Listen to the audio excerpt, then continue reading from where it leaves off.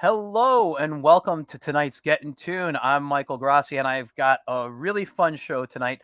Now, I got to make one correction from last week before we begin. I made a mistake on my guest.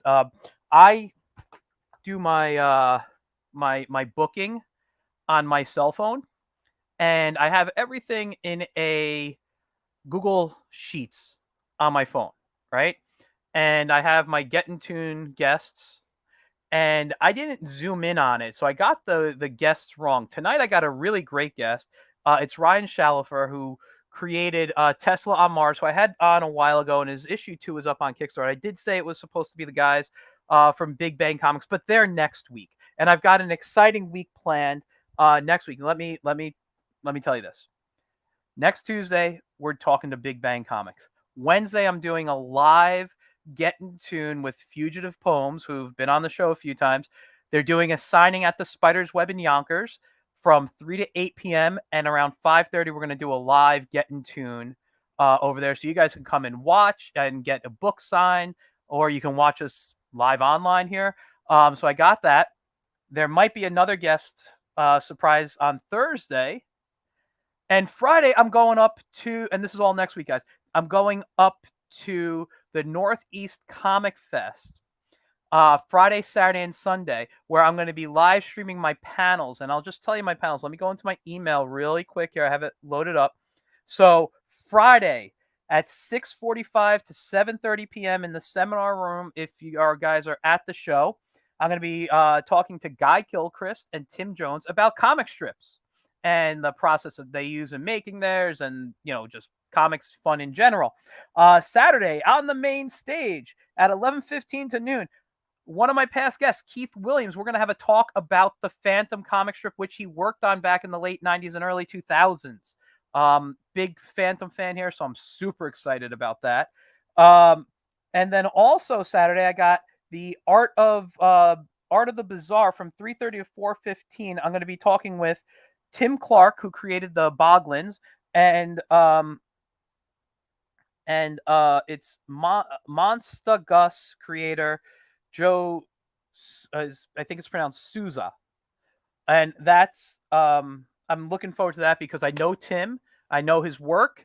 I don't know Joe, but I'm looking forward to meeting him. And then on Sunday from 10:30 to 11:15.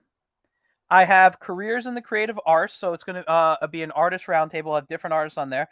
And then from 11:45 to 12:30, I got fantasy and fine art from fandom. So Bob Eggleton and his wife, Marianne Plumridge, are two fantasy artists. They're going to be up at the show. I'll be talking with them. So that's my weekend of live streaming at the Northeast Comic Con. And in addition, I'll have a table there. I'll be selling some of my stuff. So if you can, it's in Massachusetts. I can get you guys the address before the show is over, so I can say it at the end. But come on up for that. Come out next week to the live at the Spider's Web. Meet the guys of Fugitive Poems. But I've wasted enough time with announcements. Let's bring on Ryan Chalifour. Hey, Ryan. How you doing? Doing good. How are you? Not bad. And a lot of those sound good to me. I'm going to try to at least squeeze one in. Yeah, I'm not sure what my week looks like just yet, but I want to make it out for something at least. That sounds great. Well, the Massachusetts one, I don't know if you can get up to that, but it would be great. There's a lot of great guests up there. It's a fun show. I've never done it before, but a friend of mine does it all the time and says it's a fantastic show. And people who I know have done it always have fun and always return to it. Nice, nice. So, The only one I've ever done is Terrificon. I did it a couple of years ago for something completely unrelated to comics, and I had a great time with it. And I haven't made it back since. Now I'm kicking myself for not doing more. Terrificon's a great show. I've been to a few of them. I haven't gone to all, but Mitch has been on the show. I enjoyed chatting with him. He's who runs Terrificon. Great, great guy, great show. I'm hoping to take a visit this year. I was going to go up last year, but I got sick with like a sinus infection, and with everything still going on, no one knowing 100% of the COVID, I was like, let me stay back and just be safe. Got to be smart about it. Yeah. And I want to say hi, Mike Wilkie in the audience, just real quick. So, hey, Mike, thanks for tuning in. Yeah, no, you got to be careful with all that stuff. Very, you know. It's always going to be cautious. If you're going to be there this year at Terrificon, I'll see you there. Yes. We're going to get a booth, and I'm on issue number 2 right now. That's what the campaign is right now for Kickstarter. Yes. It's not finished yet, but at the very least, I expect to have 1, 2, and 3 done for the season for Terrificon. Maybe we'll squeeze all 4 out. Mm-hmm. It's one of those things where production, I never know what the final dates are going to be until it comes through. Yeah, that must be tough. We were talking a little bit before we went on, and you said you wanted to chat about some production, and we'll get into that in a little bit. Absolutely. But before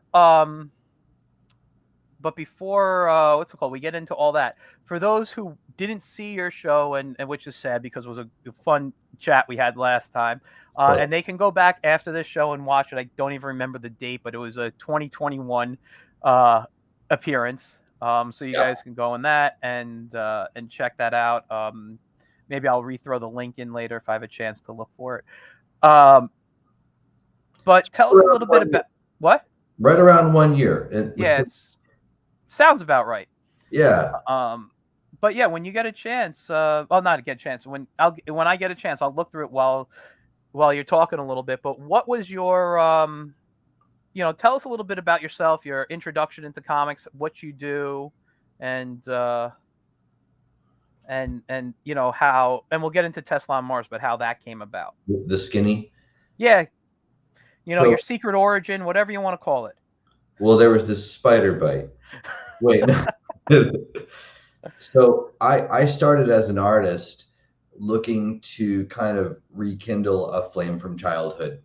And I don't have that perfect unbroken thread from when you're a little kid to like adulthood and you've just maintained a perfect dedication to the arts. I wish I had. I deviated off for a long time and kept kind of putting art to the side until I was in my early 20s, now 15 years ago. And then I realized that nope, I have to get back into it. I'm going to become at least conscious enough of my need to make art so that I can do it as a hobby. Mm-hmm. And I started pursuing whatever I could. I played around with photography. I played around with animation. I played around with illustration. Really got sparked again when it came to portraiture, actually. And charcoal portraits were where I started. I wanted to do the academic route. So you learn your basic drawing and then you learn your painting. Yeah. And I got back into the arts that way. And I found once you start down that path, at least for me, it was immediately evident that no, if I'm doing this, I have to make it everything I do. And it was just an obsession was respawned in my heart, and that was it. And I had to keep going. And I read comics as a kid. There was a big influence in terms of the artistic style. Mm-hmm. And although I was actually aiming for realism in fine art portraiture, when I started like doing stuff, there was this little influence from seeing early Jim Lee and Campbell and all the greats from the 90s. Yeah. And it bled into my work. And I said, well, I see this is here. Why should I deny it? Instead, I'll lean into it. Mm-hmm. And I started doing some comic stuff, and I loved it. And it worked out well because in my area, it really comes down to if you want to make it as an artist, you either paint boats or you do modern art. And I do actually love painting maritime scenes. It's a real pleasure. But there's a lot of people doing that.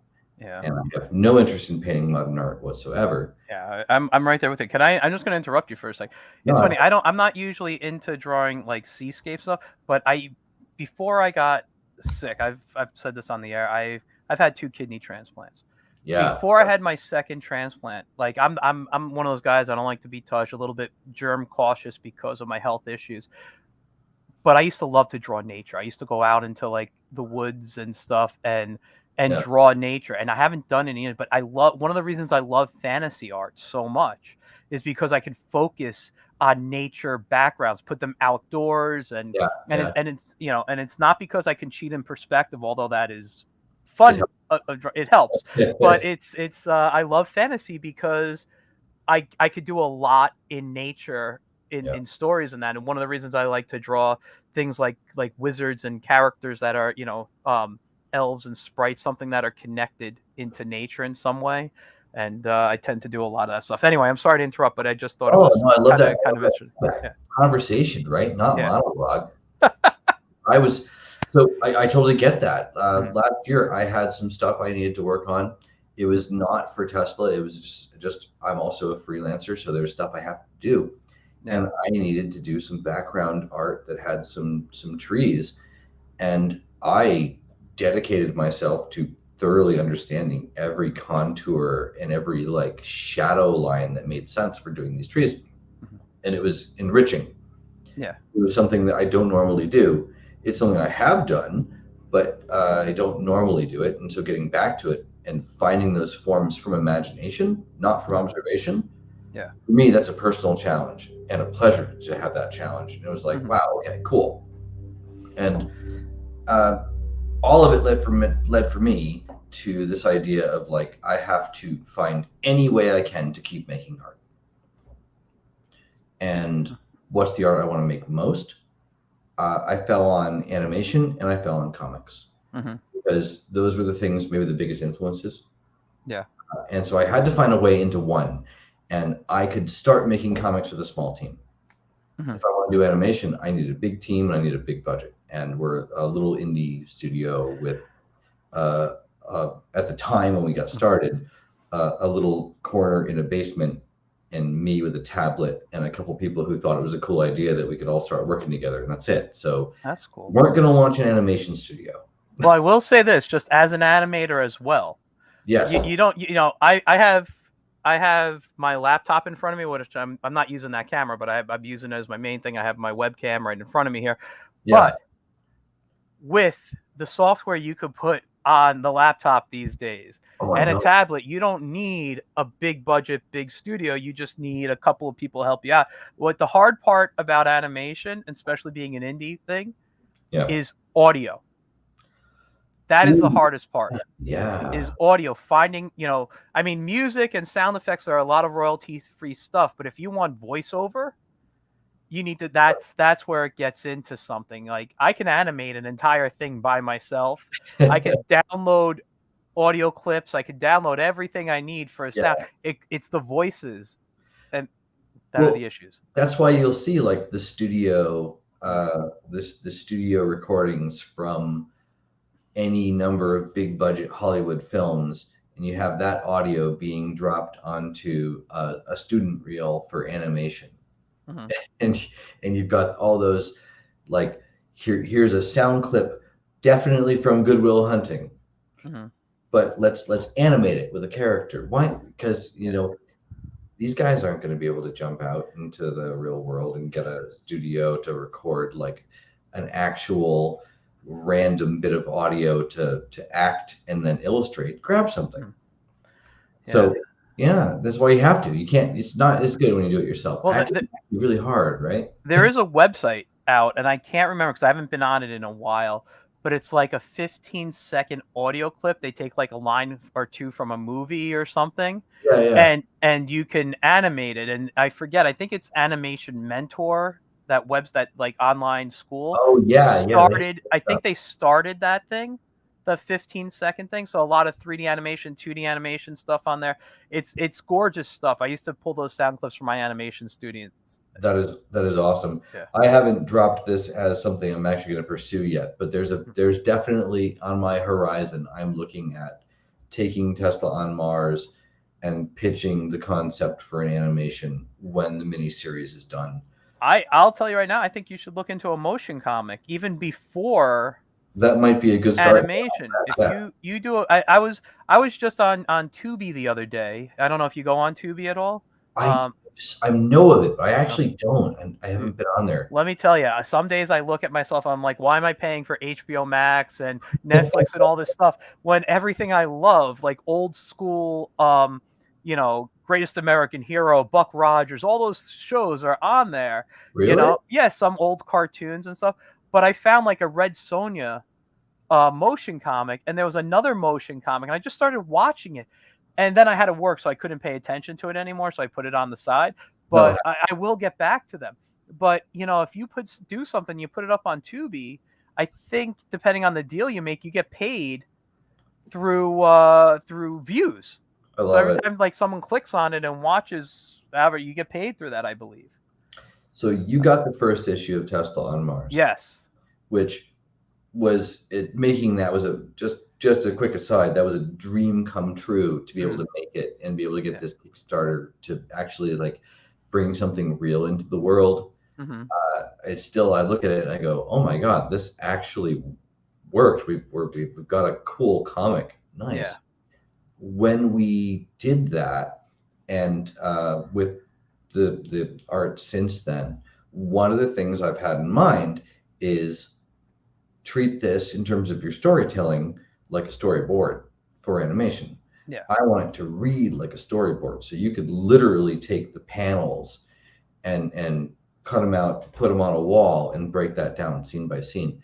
Because the artist that's working on it as the penciler, Paul Ikeda, is also a budding animator and has a very good sense of how to show that kind of not the movement exactly. I'm not a trained animator, so I'm going to botch terms, but understanding frame to frame how you best want to move the viewer's eye and how to like keep that going. Yeah. So the whole thing, I love the idea of doing it as a motion comic because it would translate to it super well. Yeah. And I'm looking at the Kickstarter here on my other monitor, and Nice. I'm just looking. First of all, your artist. I'm sorry. What was his name again?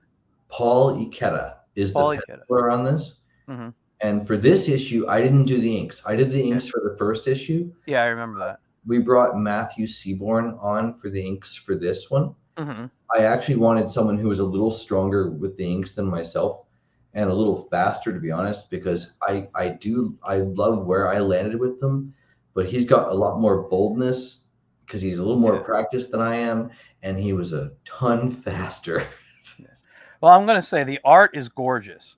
Gorgeous. I thought that well, I'm sorry, what? Letty Rodriguez finishes it. She does the final touches with colors. Yeah, I looked at, like I said, I wish I had a chance to pull out, I don't know where it is down there right now, the book. I know you have a copy of the book of the first one. Let me give you the full screen for a second so we can hold up. Maybe you can show a few pages inside just to show everybody how gorgeous this is. And bring it a little closer to the camera. Yeah, I don't know if my camera will hold focus. Okay. And then maybe a little better as we get in here. Yeah. I will say this about the book. When I got it, I don't remember if I did an unboxing. I was doing unboxings here and there on some projects, but when I looked at this and I got it, I was not just impressed by the book, the artwork itself, but the quality of the printing that you got. I mean, you can see there's a bit of a glare of reflection on when you hold it up to the camera, but it's got this nice paper. It's got a little bit of a gloss texture to it. Yeah. It's and there's a nice thickness, like a nice weight to the paper. Yes. So production wise, it's fantastic. And I will say, you guys, and this is something. I know I don't have my issue in front of me, and we're gonna have Ryan tell us a little bit about the book in a moment, the first one, before we get into the second one. But I loved it. I will say this, I know it sounds like I say that about a lot of things, but I'm just I love like everything if you give me a good story, I'm just thrilled. And you gave me a good story. You gave me great art to go along with it, and your book, and just like there was a panel you held up, the one where Tesla's in his ship, and it's got that beautiful round like dials and all that. And I was like, I stared at that panel for I don't know how. Like, I stopped reading and I went back when I looked through it the second or third time. I would stop on a panels like that. It's not the only panel you have in there like that, but you have some really cool like detailed panels that are just this almost like if you want to call it steampunk design in a way, but I don't feel it's like 100% steampunk, you know? So if you go 100% steampunk, you might get too pulled into that temptation to just add gears and dials to everything. Mm-hmm. We made an extreme effort, and most of the credit for this has to go to Paul. I told him my vision, and he said, yes, I can make that happen. Mm-hmm. And we went back and forth on designs a few times, but once he had it dialed in, he just did it. He is a genius in that regard. Every single thing you see on that panel, he has a concept in mind for what it does. Okay. And every gear that's turning something that leads to some lever, there's all connected. He has some thought for this is how that works. And I had asked him, we need to have considerations on the ship for where are we going to have a fold down bunk because he needs somewhere to sleep. Where are we going to have provision storage? This is pure science, fantasy, steampunk exploration, but let's throw a few things in there that make it viable for this fictional character to exist in that space. Yeah. And he threw all of that in there and found ways to justify everything. And at one point, I said to him, what's this? Do we need this? And he said, that's really important. That's how he does X thing. I'm not going to give away any story details. Okay. But it was this concept of like, he's thought it through in the same way that you got. And I asked him to have a consideration for this, for like, if you're designing a ship for film or for animation, you can't just have stuff stuck on the wall. It has to feel like it works. Yeah. I'm so glad that you loved it. I'm so glad that you saw those details. Yeah. And the level of consideration to those details that the team has brought to bear has made this feel like the story for me has been accentuated. Mm-hmm. There's more to it now than even I thought we would be able to put on paper. Because when I decided to make this, I first thought, I'll draw it. That would have been okay. I think I would have done all right. What Paul brought to the pencils surpassed my vision, which I guess is why writers go to artists. Yeah. No, I know. And I gotta say, I worked with, I think I said this, I don't know if it was when you were on, but I've said it on other shows. I'm working on a comic right now. I did not want to write it. I wanted to draw it. Okay. Yeah. So I had a friend of mine write it for me, and he succeeded so much more than I ever thought it would be. That sometimes I have trouble drawing it, even though I know the characters, I know it's good, because I feel like my art is not good enough for his writing. You know, it's a self-conscious thing, but I'm like, he brought it to such a level of storytelling that I'm like, can I even make this happen properly? Take the challenge and run with it. You can. You absolutely can. And you know you can. Yeah, no, I know. It's just one of those things where it's like, oh my God, how do I do that? Like, and I've said this on the air a bunch of times too. I'm not going to give away the story, but there's a scene where two characters kind of have this emotional moment. And I knew it was happening. I told him, this is what I want to happen when we get to this spot of the story. Yeah. I want them to have this conversation. And this is what this is the gist of the conversation. You write it how you think it should go. I literally teared up reading it. Even though I knew this was happening, he wrote it so well. It was just in my head visually. I was like crying at how good he did. I need to read that. You tell me when that's ready. I want to see what you did. I want to see what hit that home run, because that sounds powerful. I will let you know when the book is ready. Well, I'll tell you right now, it's going to be released as a webcomic.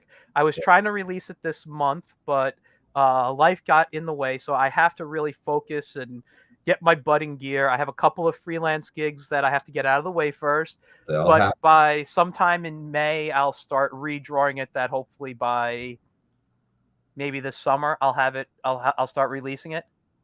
So, what do you think? Webcomics. We've now got a solid 2 decades of webcomics that have been evolving through various forms. Yes. I see them as the future. I I saw them as the future back when they started, 20 plus years ago. And Yeah. as a young cartoonist back then, even before that, my dream was always to be a syndicated cartoonist. And that probably will never happen these days. It's even harder now than it was Hard. back then. What? Hard to reach. Yeah, it's hard. And when we saw when I saw how webcomics started and what people were doing, I'm like, this is the future. And I said, this is going to hurt newspapers.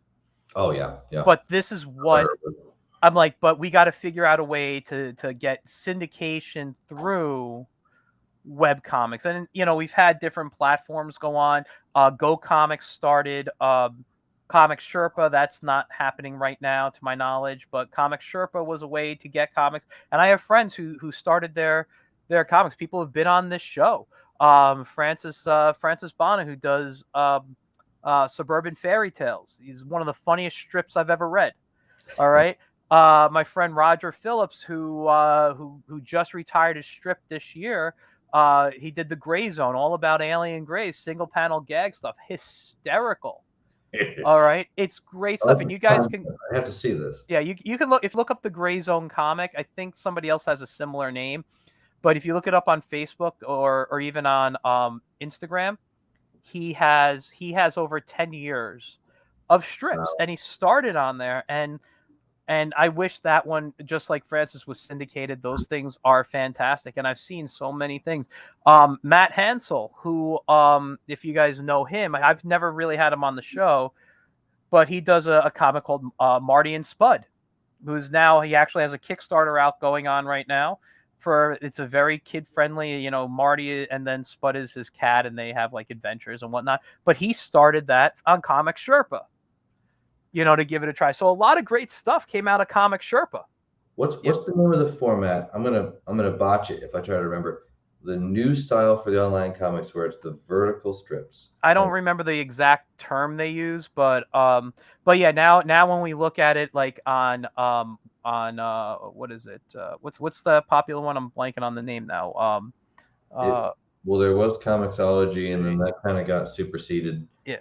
Webtoons is the big one. That's the one. I was going to look it up, but Webtoons is the big one that's doing the scrolling down. Yeah. People like it. I don't know if I'm going to go that route with my comic. I like the more page traditional look of that. There's a great comic on there. Matt, I can't think of his name right now. Matt something. I think he's Australian. He does he used to do this comic on Webtoons that you can go back and read. It was called Bark and Bone. And if you're like I know that one. Actually. You know that one? So like if you're a D&D fan, like you'll get the joke. It's like a skeleton that you would fight just came back. He's like, I don't give a crap about life, and he just wants to go do his own thing, but a dog tags along with him, and he gets sucked into going on an adventure and like being a hero. Yeah. But I thought Bark and Bone, who did it in that page format, was probably one of the best strips I've read ever on Webtoons. I'm not going to say it's the best strip I've ever read, but on Webtoons, it probably was the best strip I've ever read. And I don't know if he did it yet, but I heard at one point he was going to collect it all with maybe some other stuff in a trade. That could work. Yeah. Yeah. It was fantastic. But that's my plan with my comic. It's called Dax Photon. It's a sci-fi adventure comic. And Dax, the idea is 60 pages online, story ends, and then I'm going to do another 40 pages of story that'll be collected in a book with the other 60. Well, you know all about that sci-fi adventure. Yeah. I think you're gonna love it. It's a tribute to like, Flash Gordon, Buck Rogers, like all those old comics. Designs are, I have a very Looney Tunes, Hanna-Barbera-ish sense of design. So like I'm looking at at like Maurice Noble, who did the background designs for the Chuck Jones unit, did all the layout. So like if you look at Duck Dodgers in 24th and 1/2 century, like those are his designs, So I look at that, and then I look at a lot of Hanna-Barbera stuff that had like that Way Out, Jetsons, and so I kind of bring those type of elements with my own little sense of what I loved about science fiction into this story. So visually speaking, I'm rolling those in my head. Mm-hmm.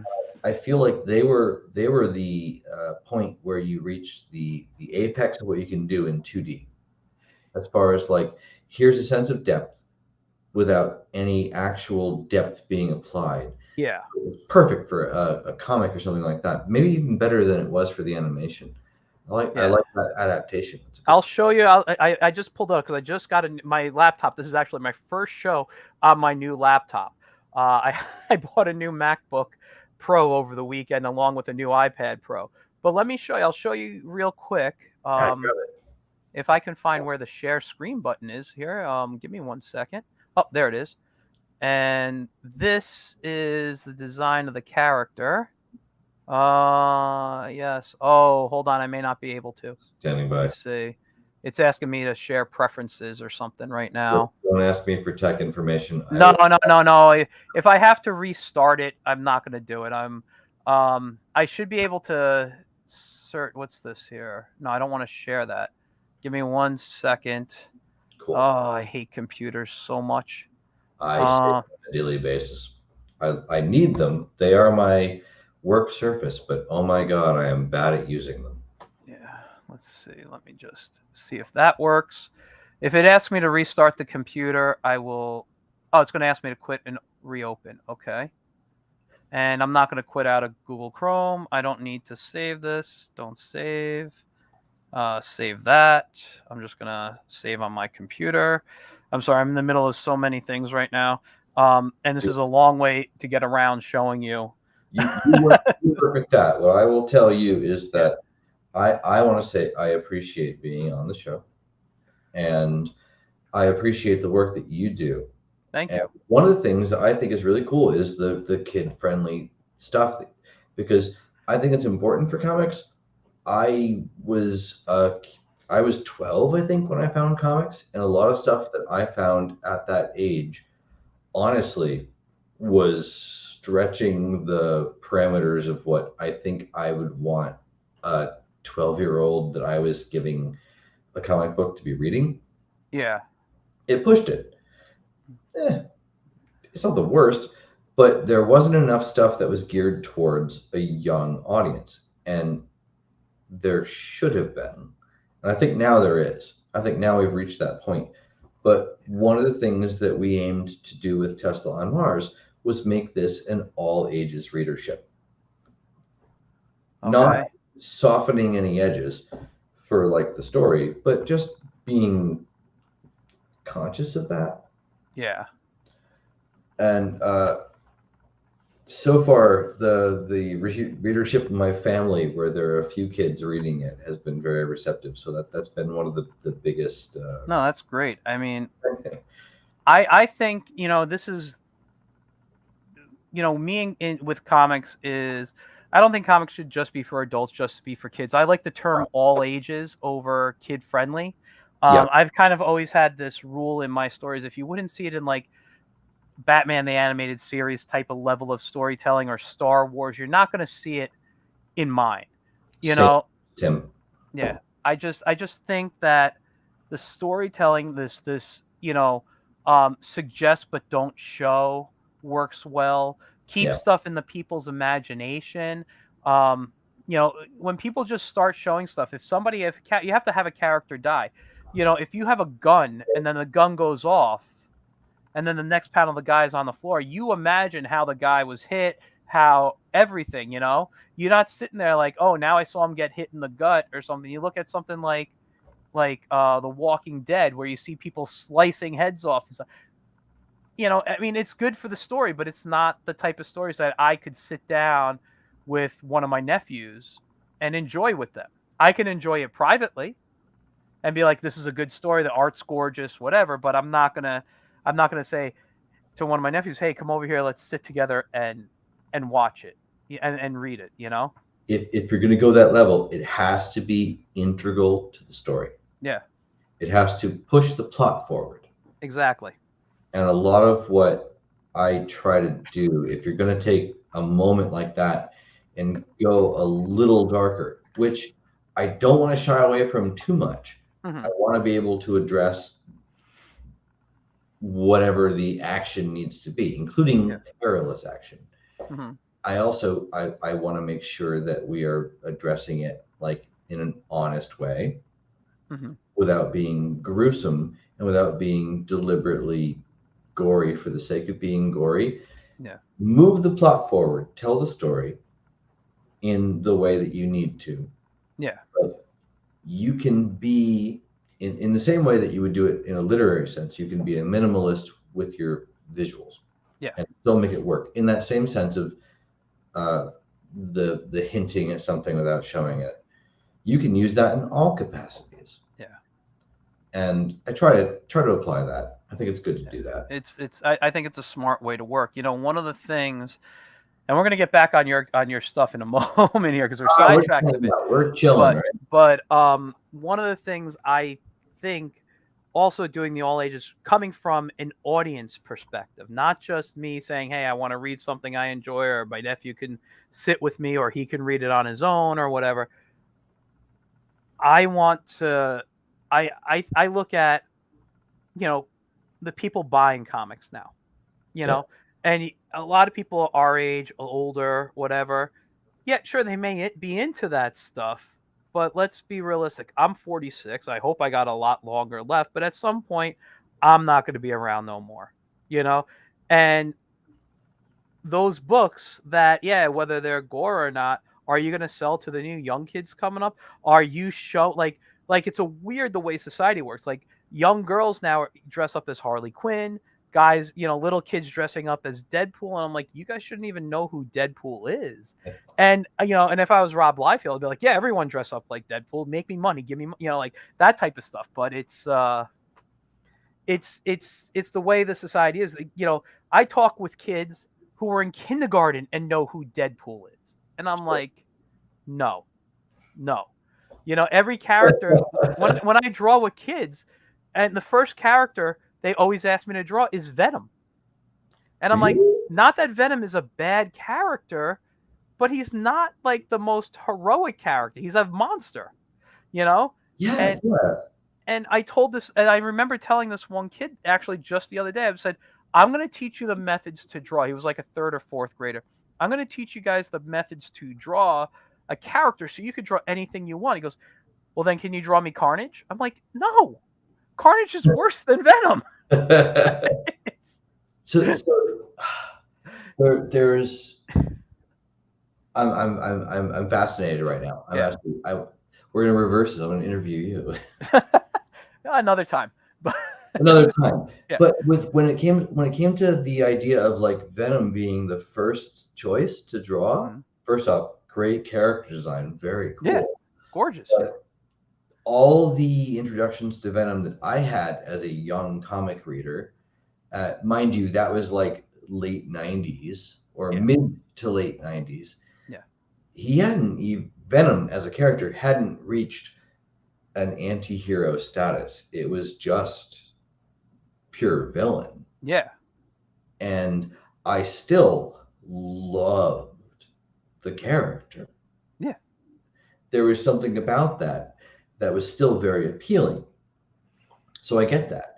I personally never tried to draw Venom. I was, in fact, a massive Spider-Man fan. Mhm. I also never tried to draw Spider-Man though, because You're all smart. the complex poses threw me way off as a kid. I was like, nope, that's too hard. Well, that was the 90s. Yes, I'll say that. And you got to blame McFarlane for that, which you know, say what you blame, will. credit. I'm gonna credit. Yeah, credit, blame, what? No, but I'm saying every artist that came after, when I'm like a John Romita fan, like senior. Like I started reading his stuff. You know, he worked on the newspaper comic strip. What I got to see as Yeah, a kid. yeah. He drew a lot of the comics in the 70s and 80s that I Yeah. read as Spider-Man. You know, and when you hit the 90s and McFarlane comes around, I'm not gonna lie, I was a little angry Not that he did a bad job, but he What took hit? he took away what I was loving, of Romita. And you What look aspect? in a lot of it imposes, a lot of it in how he thinned them. It made more sense. This is the thing. It's like he thinned out Spidey, and I'm like, yeah, I Yeah. could see Spider-Man as a lot more lankier of a character. Yep. Maybe more of like a swimmer's body or something, a gymnast's body. The build is part of it. Yeah. It reads automatically, even if it's not necessarily actually true. It's a read. I will say, when I draw Spider-Man, I pull from that lankier type of Spider-Man. But as a kid, I grew up on Spider-Man. Spider-Man's Amazing Friends. You look at the comics, and everything's Romita style, and Sure. that's what I was just brought into. Even when you buy T-shirts these days, they're using like the Romita or Buscema style of characters. You go into Kohl's, Right. and you see an Avengers shirt, and it's not Avengers that have been drawn present day. Usually you're seeing classic versions of them. Because there's the nostalgia appeal. They're going to look Yes. that way, and I am absolutely a sucker for it. Yeah, me too. on the theme, I want to ride this for a second, if that's cool. Yeah, go for it. On the theme of like what's good for kids, this is a fascinating subject to me because I work with kids. I mentioned before we got started that I used to teach sailing, and I worked with kids. Mm-hmm. One of the things we would do is, it was a sailing camp that I worked at, and we would have a lot of downtime at night, and we were actually getting to stay on an old tall ship, and the kids would sleep in the cabins down below. And so we had this whole big deck space, and they'd have fun at night and just hang out on deck, because beautiful summer nights right on the dock. Yeah. And mostly they just were, shooting the breeze, playing various card games, and having just fun amongst themselves. But occasionally they would like to be like, hey, poke, poke, what are you guys doing? What are you guys doing? And get the attention of the counselors and pull us into whatever their evening was going to be. And one of the favorite things they would love to do if they did that was get stories. Mm-hmm. What kid doesn't love stories, right? Yeah. And the favorite story that I would tell these kids was the story of the whale ship Essex. Mm-hmm. The real story of the whale ship Essex, which is dark and gruesome, and somebody, I might do this, should make it into a comic at this point, because it's a tale. It's the actual story that inspired Moby Dick. Yeah. And it's the actual story of a whale ship being destroyed, and the guys in the whaleboats having to survive for, I forget how long now, a very long time. And it was gruesome, and it got violent. They turned to cannibalism at points. Wow. And they were struggling through like severe sunburn, and they barely survived, all because there was a whale that said, you know what, you guys suck, I'm going to sink your ship. Yeah. And I would tell the historically accurate rendition as best as it exists. Mm-hmm. And I would I want to say narrate, but just tell it just in the moment. Campfire story on the deck of an actual tall ship. And all these kids would be leaning in just like, oh my gosh. And I would end it with when they got saved, because a lot of them did survive, but it would just be, and that's the tale of the tall ship Essex. And there'd consistently be this pause, and then just kind of like, wow. And a couple of times I'd get little iterations, and they'd be murmurs, and a couple of kids came up afterwards, and they'd go like, that was a really cool story. Well, I gotta say, it sounds like I don't want to interview anyone. I want to hear the story. But I'll send you the book. I don't remember the name of the author offhand. I feel bad about that. No. But somebody did a wonderful job interviewing the people who survived it and got the story. Wow. But the thing was, the kids were like, aware, I would tell them this is going to be gruesome. This is going to be a little graphic, but this is actually true. Yeah. So I'll just tell you what happened Mhm. and lean in a little closer if you want to hear the story of the whale ship Essex and its fateful adventure. Wow. And they would love it. Yeah. And they were ready to hear that.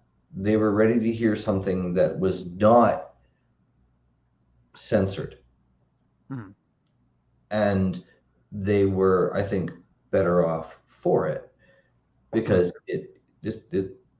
it wasn't like I was telling them a ghost story. This was actually something that happened. Yeah. And it changed my perspective on like what might be suitable. And then Mhm. now, years and years later, I think of Don Bluth. Mhm. And you go back to Don Bluth and the animations, a lot of them are relatively dark in their themes. Yeah. I think it was exploring some of that same territory of like, who's to decide what's the level of censure that's appropriate. Yeah. And it gets complicated. I'm not going to go down that rabbit No, no, hole. no, no. I completely understand. That's why like I had to give myself a level of say if it's not in this, you won't see it in my stuff. You have to know when to censor, when to pull back. You Yes. know? And if you know, and I mean some people don't want to do it. That's fine. You know, but I want my stories like okay, like I said, I had my medical issues growing up. I was Yeah. in and out of the hospital. Like I remember being 8 years old and being in the hospital for a week and finding out about my medical condition and all the tests being done. It's when I got my first Mad magazine, you Yeah. know, and I learned about Sergio Aragone's work, and and when he became my all-time favorite cartoonist. I remember, like, if I knew the week and date, I could tell you when Sergio Aragones became my favorite cartoonist. But I will say it was when I was 8 years old and I was in that hospital for a week. And Yeah. I drew a lot and I drew so much. But also being a kid in the hospital, you don't know what's going on. You're scared. No. There's not a lot to do in the game room or like in the kid friendly room there. There's not a lot of patients I can hang out with and be friendly with, you know? So when I got old enough and I was feeling good medically, I used to actually visit hospitals and hang out with kids and draw. You, they were usually more cancer patients and stuff that they would bring me in because I know what it's like to be stuck in You- a hospital. Yeah. And when I draw and I create my stuff, whether it's my humor or whatever, I'm not drawing 100% for me. I'm drawing for that sick, scared kid in the hospital, boy or girl, doesn't matter, who can't leave their room or is just terrified for a few moments, like doesn't know. And I just want them to escape Yeah. that world. Now, sure, I sell at comic book conventions. I want to put stuff up online and give stuff away and whatever. But when I'm sitting there and writing a story and I'm creating, it's like, what will make that kid smile? What will give that escapism? I don't want to give them something dark and gruesome, but I want to give them enough conflict that they'll enjoy the story, hopefully laugh by the end, you know, and just have fun. And even if it's for 30 seconds, they forget that they have a medical condition. They forget that they're in the hospital. They forget whatever the issue is, and they're just happy for that moment. And that's who I create my artwork for, at least in my head. I, Yeah. I love that. I love that. Thank you. And man, three cheers for that Thank you. because I think we need that. Thank you. When I was writing Tesla on Mars, Mhm. I had thoughts on the same line of just Mhm. this is something to be a callback to the old world sci-fi where it's just a story. You can Yeah. step away and you can whatever cares in the world you have for a moment, you can leave those behind and you can inhabit this space. Yeah. When I was telling stories to the kids of the whale ship Essex, it Mhm. was grim and dark to see how they'd respond, and they loved it. It was essentially ghost stories without the Yeah. ghosts. And I had that in mind. I had that understanding of limits in mind of like you can push this pretty far and still have relatively safe boundaries that you might, if you're not aware of it, might think are beyond the pale, but you Yeah. can go for it. But at the end of the day, I'm right there. When I remember something you said from last year, it's got to be fun. Mm-hmm. You want to make something that's essentially fun, and I lean into that. Even if you're going to bring in something that's a little bit more of a conflict, Yeah. have it be in a fun way. Yeah. I mean, look at the Avengers movies. Mm-hmm. You're talking about war and destruction, but you're also talking about big hero moments, and it's a good time at the end of the day. It's Yeah. still fun. Yeah. You can spin almost anything. Yeah. You Yeah. can totally. I mean, you go to those movies, and there's so much cheering that happens at Yeah. certain scenes. Like you go see that in the group audience, and like because they've fallen in love with those heroes and their characters, and they look up to them and all this stuff. And Marvel did it right in their stories. I still remember, was it Avengers Infinity War, when you first see Captain America and that train passes by, and how the audience went insane. I like literally just, you couldn't hear the screen for a couple of minutes. Sure. It's like those old sitcoms when a star comes on, everyone starts clapping for the sitcom star, and they got to like hold off from talking for a moment. I lost it in the moment when he gets Thor's hammer. That was the one for Yeah. me where Oh. I think I might have drowned the theater out on my own. I'm not gonna lie. I did tear up. My wife even made a comment about it, because you waited 11 years for him to say Avengers Assemble, Right? and when you hear that Avengers, and then he comes back in Assemble, and it's just like, I'm getting chills just thinking about it. Yeah, it's because you build it up. You build that Yeah. moment, and I wanted to capture a little bit of that. Yeah. I don't think I could. I didn't have quite the build up. I didn't have all the time to do it. But when doing Tesla on Mars, I was trying to capture some of that. I was trying to Yeah. capture some of that. Like, all right, we're in a grim situation. Let's create a situation from that, which is a lot better. Mm-hmm. And so I leaned towards, and you're going to see this in the second issue. I leaned towards some of the darker aspects of it. Here he is exploring Mars. He's going to see some of the grim sides, and still come out. You got to climb out of that hole at the end of it and go, all right, here's something awesome. And I wanted to explore that theme a little bit. That that idea of you can't have something good unless you kind of dip down and see what makes that, what's the shadow of that, right? Yeah.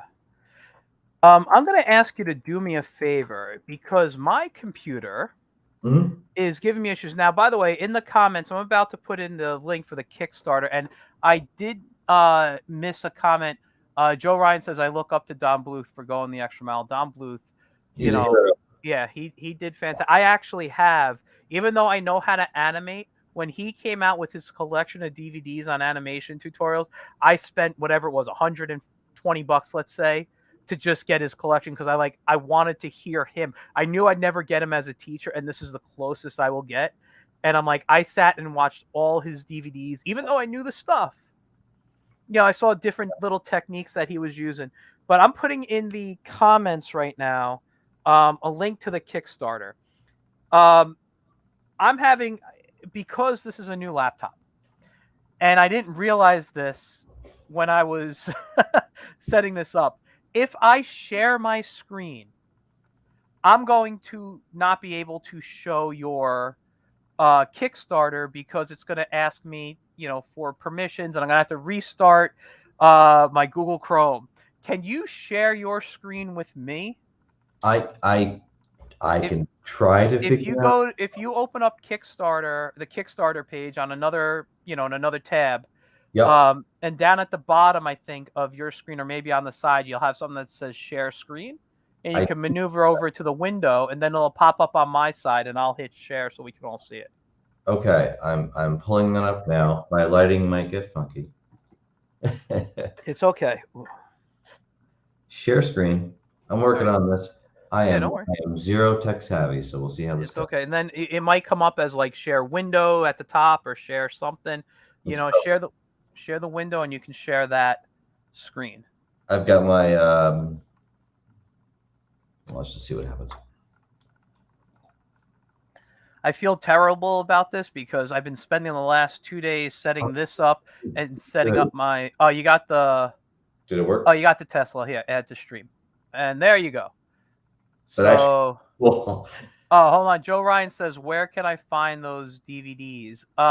me too. I need to know that too. I'll look it up. But Don Bluth has an online school, or you could have took it. You'd take they were like his online lessons. Like you could have signed up, and they were not officially him doing like live instruction. It was just like tutorials you could have watched and purchased. So if you look up, every sorry. conference, there's going to be a lot of the stuff that I already know, and I imagine it's going to be like beginners up through an intermediate.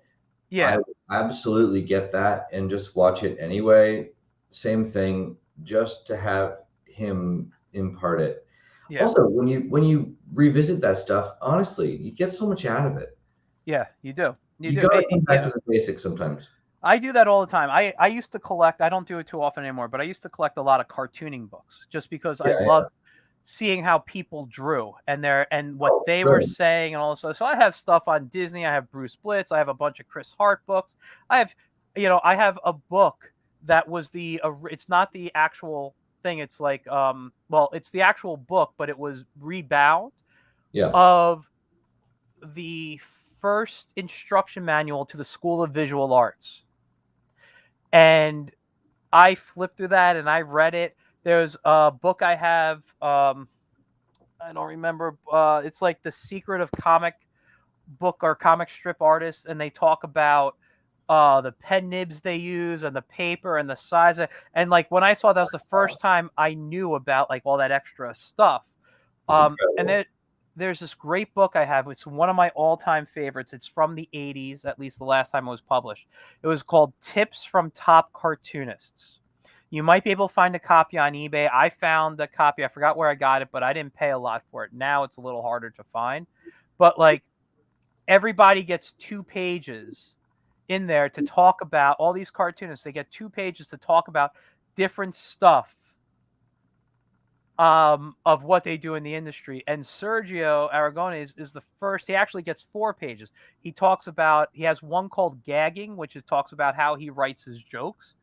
Nice. And then he had another one, I think, on basically drawing characters or something. So I'm like, wow, like I think Alfredo Alcala is in there for how he inks, and like just gorgeous book. You can see this screen, right? Yes, I can see the screen now. Should I scroll this? Well, before we get into issue 2, we haven't really talked about issue 1. Can you give us a little info on issue 1 that doesn't give away the story?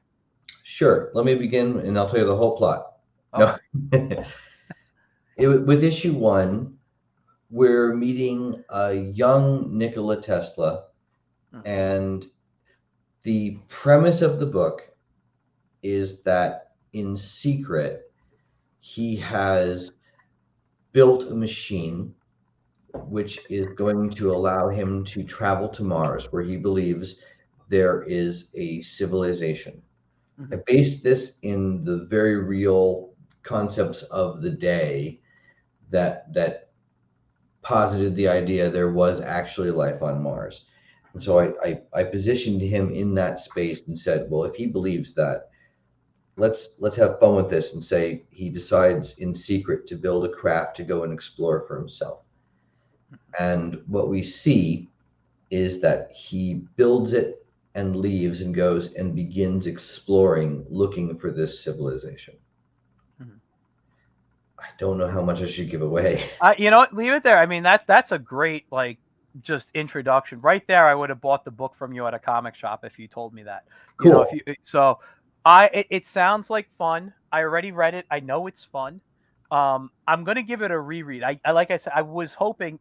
I've had such a busy last few week and a half that I haven't had a chance to reread the book. I wanted to reread it so it was fresh in my head. Unfortunately, I couldn't do that. But like I said, I remember how great the art was, how fun, the story was building to something really, really good. So we're now going into issue 2, which the Kickstarter is up for, and you currently have 8 days to go, and you're not far away. You could totally pull this, and You know, we'll cross that line. It's fine. you're definitely going to. I mean, you definitely have one guy going to be donating here. Nice. I will say that. That's on this end. He's live on screenshot, by the way. I don't know if you know. Yeah, I'm kind of looking at it on my end here, scrolling through it. So if I want you to just to let you know to pull something. So can you tell us a little bit about? Don't tell us where issue 1 leaves off, because we want people to get issue 1 as well if they haven't gotten it yet. But can you tell us a little bit about what's going to happen in issue 2? I can, but I think I do need to give a little bit of an ending on issue 1 to preface it. Okay, if you feel you have to, you do it. You do what you have to do. I think that I'm going to scroll up. There's a pretty big giveaway on the cover of issue 2 where we're going. Mm-hmm. One of the things that Tesla is going to discover on Mars, much to his chagrin, after lots of exploring and finding nothing, is that one thing he does find, and this is absolutely a David Bowie inspired concept for those who are going to catch it, is that the planet has been largely overrun by the spiders of Mars. Okay. And we're going to see more of them. And it's something that he has to handle. And we see a little bit of that in issue 1, that they're there. Uh-huh. And we're going to see more of that with issue 2. And we're going to see more of the exploration. Okay. One of the big things with issue 2, though, and I don't want to give too much away about, is we're going to find out more about the connections of Anna, his maid and upcoming butler, mm-hmm. who is going to become more and more integral in the story as we move forward. We're going to get a richer backstory with her and find out more about her motivations before all the secrets begin to unfold. Yeah. Can I say, just back on the cover, I love the way his, what would you call his gun? A laser gun or something? Is I don't have a name for it, but that's definitely electricity, not lasers. Yeah, electricity. I'm sorry, that's what I meant. Is hooked up to a power source. Oh, it needs to be. Yeah, I love that he carries a power source with them for his weapon. Coming back to Paul's extremely detailed work on all the concepts behind it, mm-hmm. we couldn't have something like that which didn't have at least some sort of rudimentary battery. Yeah. Or complex battery, since let's not write that off. Because I will say, it looks like it's built into him as well. When you look at it, it's going into his pack, but you see this little tube that connects from his power pack into his suit. Let's say it's segmented. Okay. So you have different components of it. And in the suit, when we first showed it, there is a helmet because it's Mars. Yeah. And gradually he's finding the helmet to be less necessary. And in that case, because science fiction. Well, John Carter didn't need one, right? Exactly. Yeah. So, drawing from those science fiction influences, that was definitely a consideration there as well. Yeah. Wow. I'll keep that scrolling going down. We don't have a lot of art showing on this second Kickstarter, but I'm particularly happy with the one little animated snippet I threw together. This is nice. Yeah. I decided just to have okay, if we were to take this and pitch it as an animation, let me just snap something together and show what's this world space look like. Yeah. That little animation, I'm looking at it on my screen right now. I'm just loving it. It makes what's the word I'm looking for? It just brings the story to life. It's just that simplicity. Can I tell you what I would have done as an animator? Please.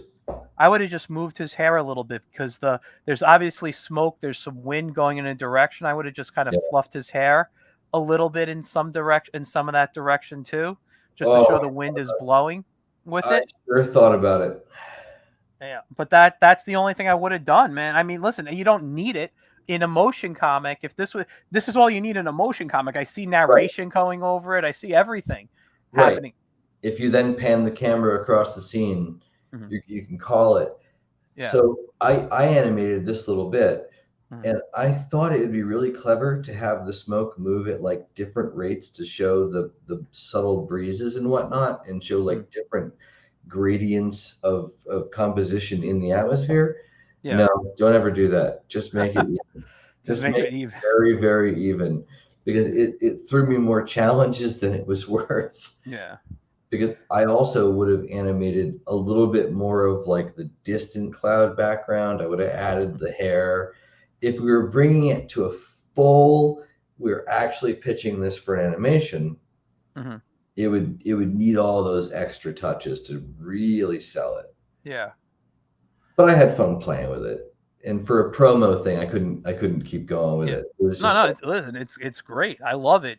Art wise, everything looks good about it. It tells the story. You know. yeah. Um. But It's I'm sorry. Go ahead. something we've had fun with. Yeah. I'm scrolling down. I'm looking at some of the different covers here. Your sticker pack coming up.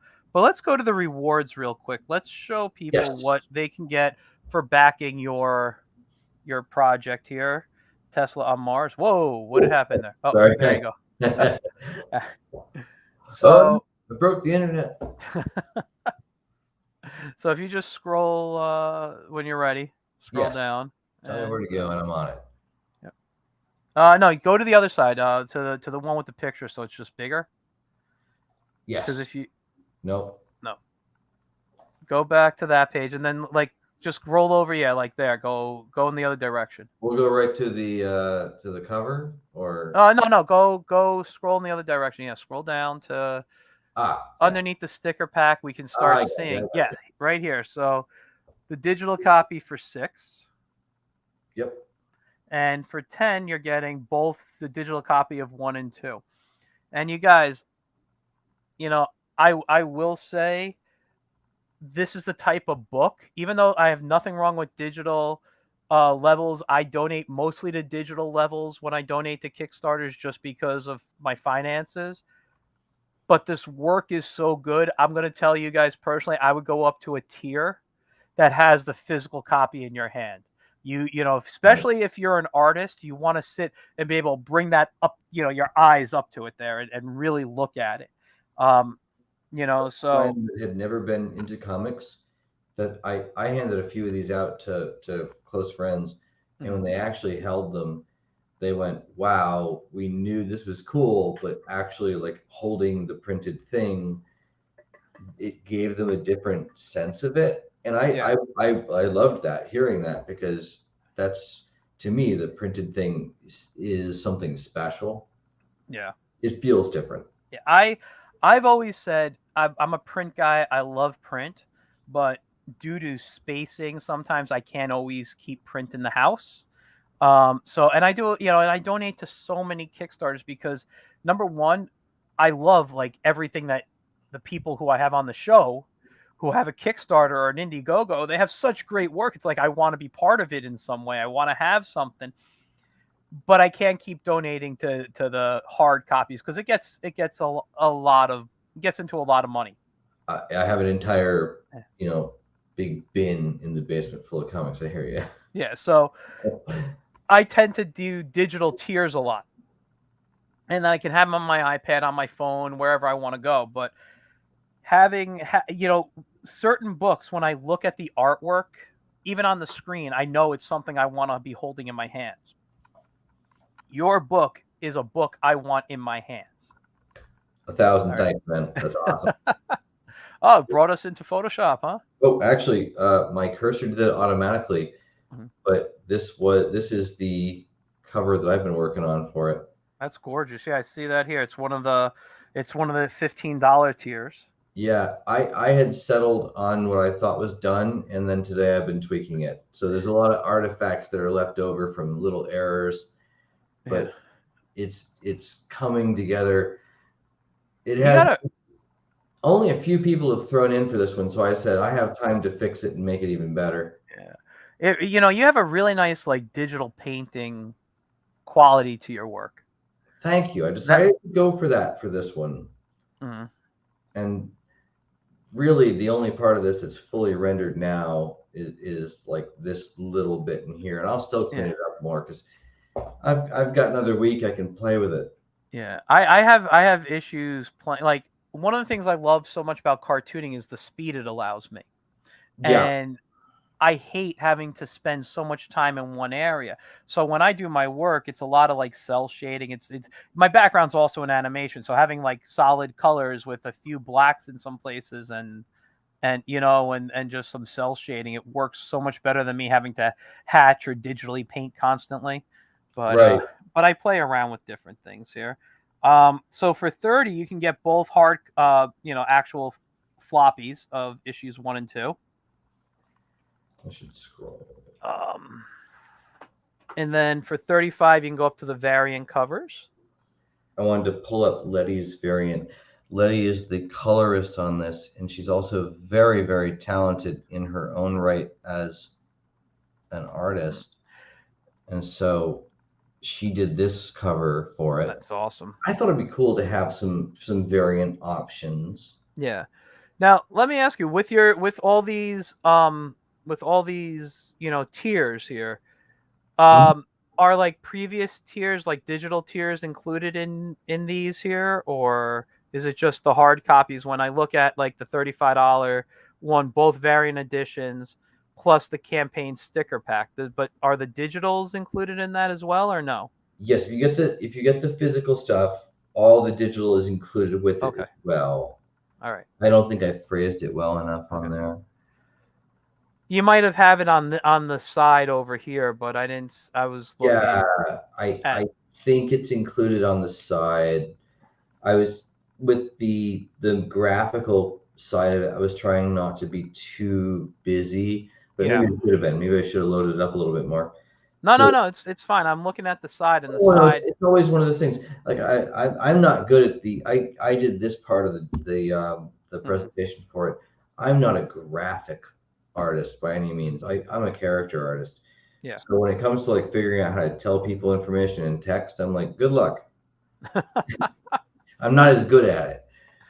Hey, But yeah, look, this is nice and clean. I like it. So that's good, cool. If you get the digital copies, that's it. If you get the physical, you get all the digital stuff with it. that's awesome. That way it all stacks. I wanted it to Yeah. be stackable. Now I like, as you go up, you know, you get all three. What do you call it? The The very variant covers the very plus covers. the sticker pack. But what's nice here on the $60, you also get a copy of the first one with all the other covers. This way, you can Yep. The still first get that. one cover, the Yeah, first was the one, and then the three variants for issue two. yeah. And then now here for 75. By the way, this guy's here, and the 150. This is like retailer level. Yeah. This is the, you know, if they bought before, they only need this $75. If they haven't bought before, 1 and 2 should be on the shelves. So anybody out there who are retailers watching this, seriously, please take a look. I'm going to recommend it and say this is definitely something that you know, I think would be flying off the shelves. We've got one so far. I'm happy to see that. I'm very happy to see that. And then so you use Comics Wellspring to print? They do an amazing job. They are the Mhm. reason the print looks as good as it does. Mhm. And you're really able to customize with them. I will sing their praises because they did a great job for us and they were super responsive to every question I had.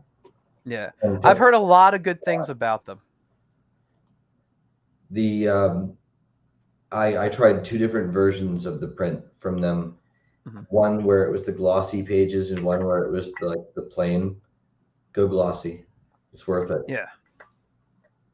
Yeah. So if we just scroll down more, you know, we're going to see, you know, your creative team. Yep. Um and then that kind of ends the Kickstarter. But would you like to talk a little bit about your creative team? Tell us Absolutely. about them. Yeah. I will skip over talking about myself because I gave you my little art background. Other than the fact that I got into the final thing with that would be that I got into comics because I wanted to do either comics or animation, and this was the direction I thought was going to be better to step into. I love both. I'm deeply enamored of both. Yeah. Ashley has been integral in making all of this possible, from like the presentation side, the social media presence, doing all that. But she also helped me actually write the stories. Mm-hmm. And she will very modestly tell you how small her contribution was. It's nonsense. She really helped me shape it. She helped me bring a lot of the details together. I would bounce ideas off her on the regular, and she'd go, that's not going to work, or I don't see that being a good idea, and so I would change it. Yeah. And so she was writer slash editor, and if I got stuck, she'd look at me like, isn't it obvious? And then tell me the next thing to do, and be like, okay. But if you ask her, she did very little, too modest. And then Polly Keta is a very, very talented penciler out of Iquitos, Peru. And I'm lucky to have been able to find him because he's bringing so much to the table in terms of originality and design choices. And I'll tell him what my vision is. I'll tell him this is what I want to see for it. Mm-hmm. These are the details, and he'll drop a sketch in, and if it's not on target, I'll tell him why, and just like that, he will turn around and throw something else at me, and most of the time he'll nail it in the second go. Yeah. Cool, now you got it.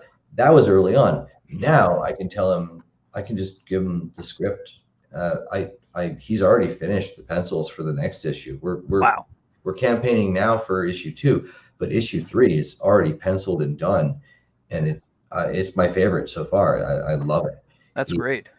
He had a terrible COVID bout and took a long time to recover, which is part of why it's been a year since our last issue. Is he needed that time and then needed to fill in the gaps with some other work.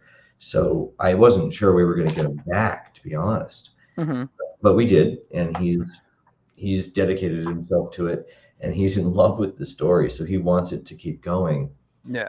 And I don't think we could do it without him. So I'm really glad to say that issue 3 is ready to get its inks and colors, and I'm starting him on issue 4 in the next couple of days. Wow. And then our newest addition to the team is Matthew Seaborn. He brought more to the inks than I could. I have not that much experience with inking. I love it, but it's something I haven't done enough of. Yeah. And I wanted to see how somebody with a little bit more, trying to find the best way to put it, just energy in their inks would handle Paul's work. And I had a couple of very, very talented inkers apply for the job, and I handed out the pencils for the cover to a few people to say, here's your interview. And I commissioned a couple people to do the cover, and his was the one where I said, okay, I think this is the translation that is going to bring the life to the page in a way that we need. Yeah.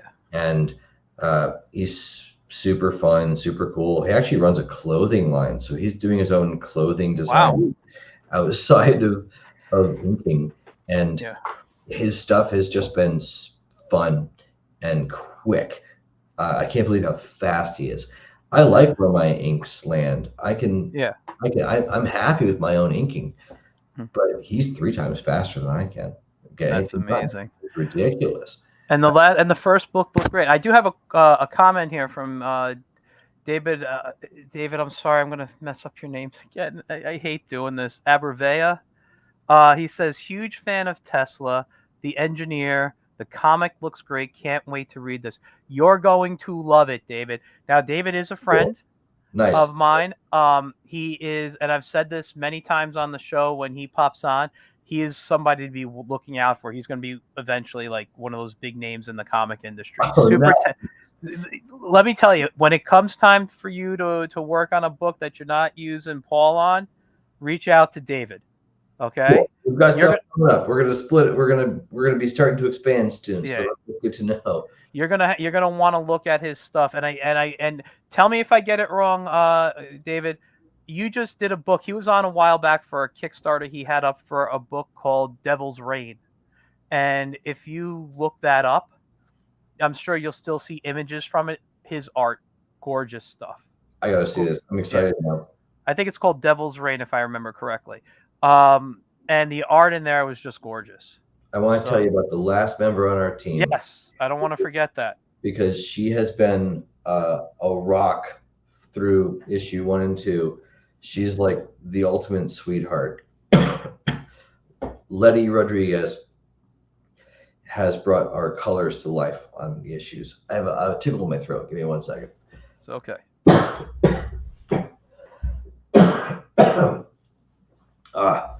Night comes around and I get a little bit of a cough. It's the weirdest thing. Yeah. I think my house is too dry.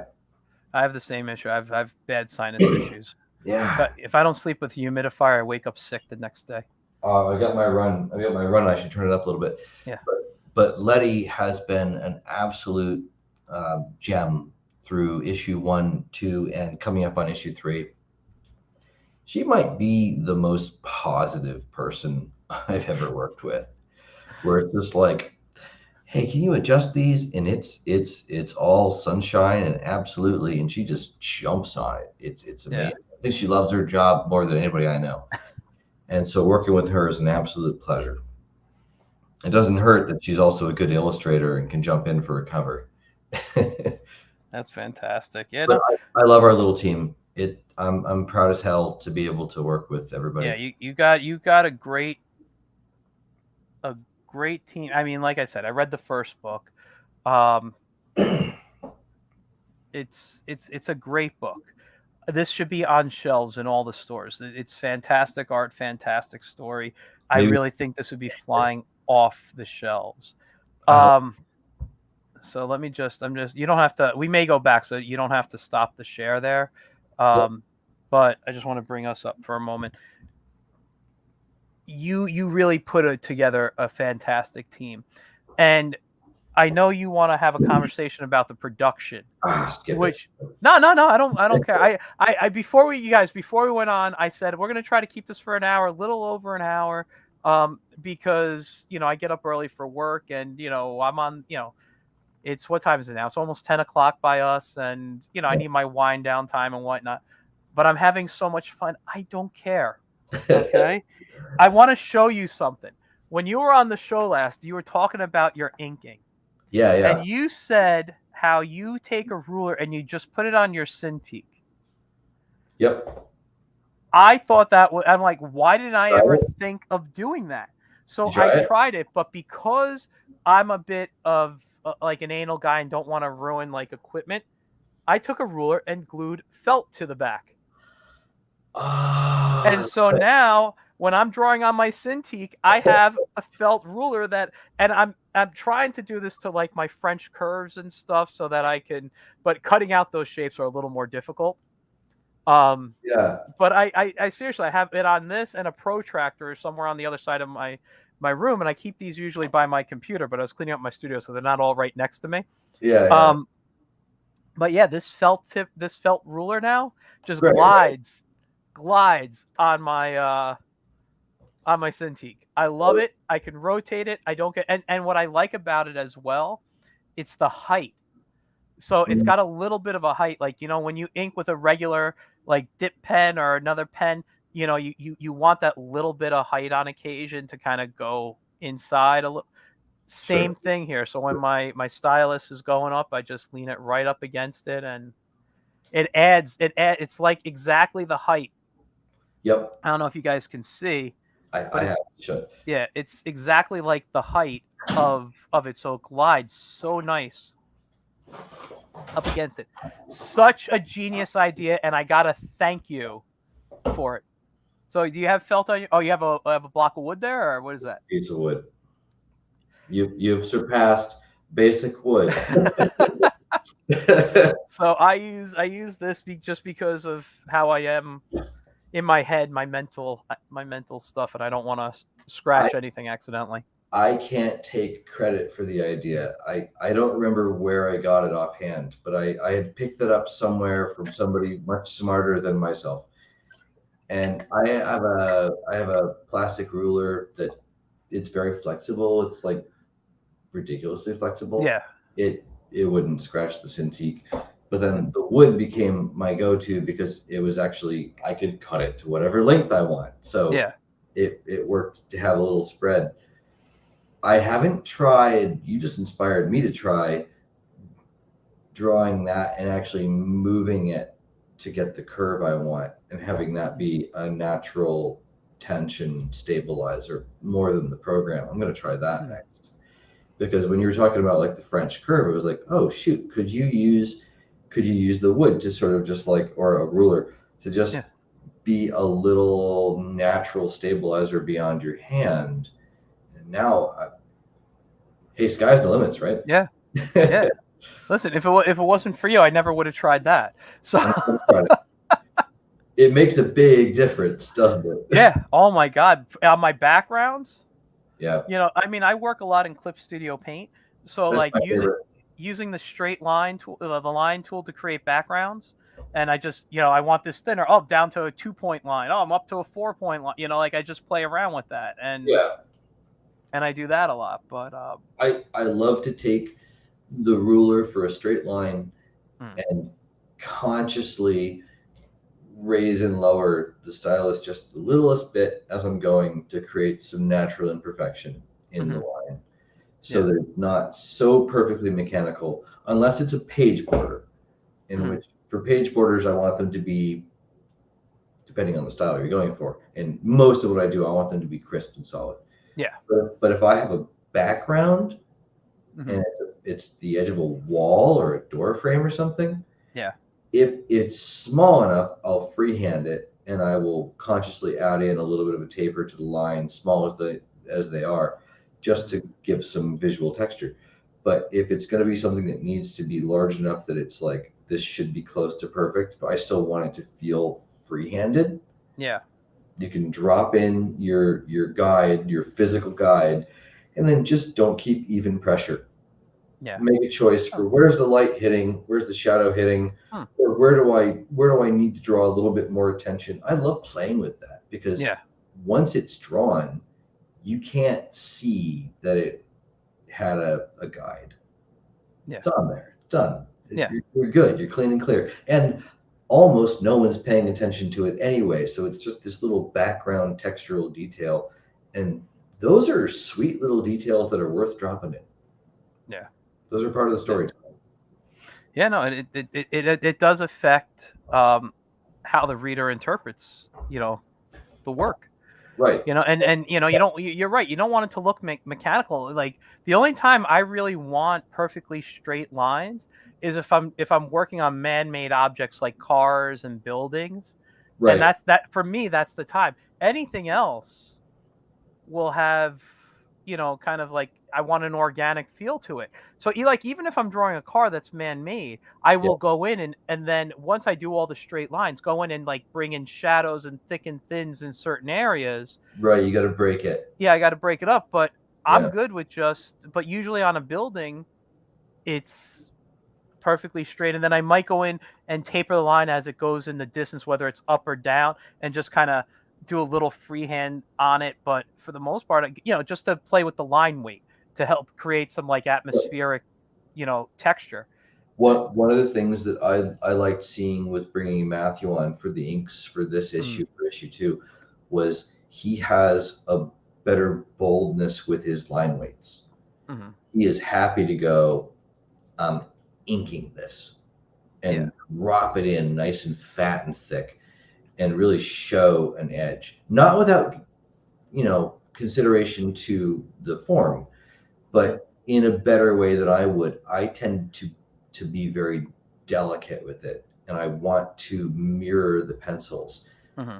Sometimes you have to show, no, here's an edge, here's an object, break that object, break it away from the background, break it away from the foreground, do whatever you need to do. And I learned a bit watching how he approached Paul's pencils, which was really cool, because I instructed him a little bit on how, like, break your lines when you need to, show me some broken edges, that's cool, but also, take these considerations for something along the lines of the spotting blacks. Go wild with it, be bold, have fun, and I told him all that, and then he did it in ways that I took notes from. I love that communication. I love that back and forth. That might be the most fun part of working with a team. Yeah. That collaborative quality gives you a chance to explore somebody else's talents, and they can see yours. Yeah.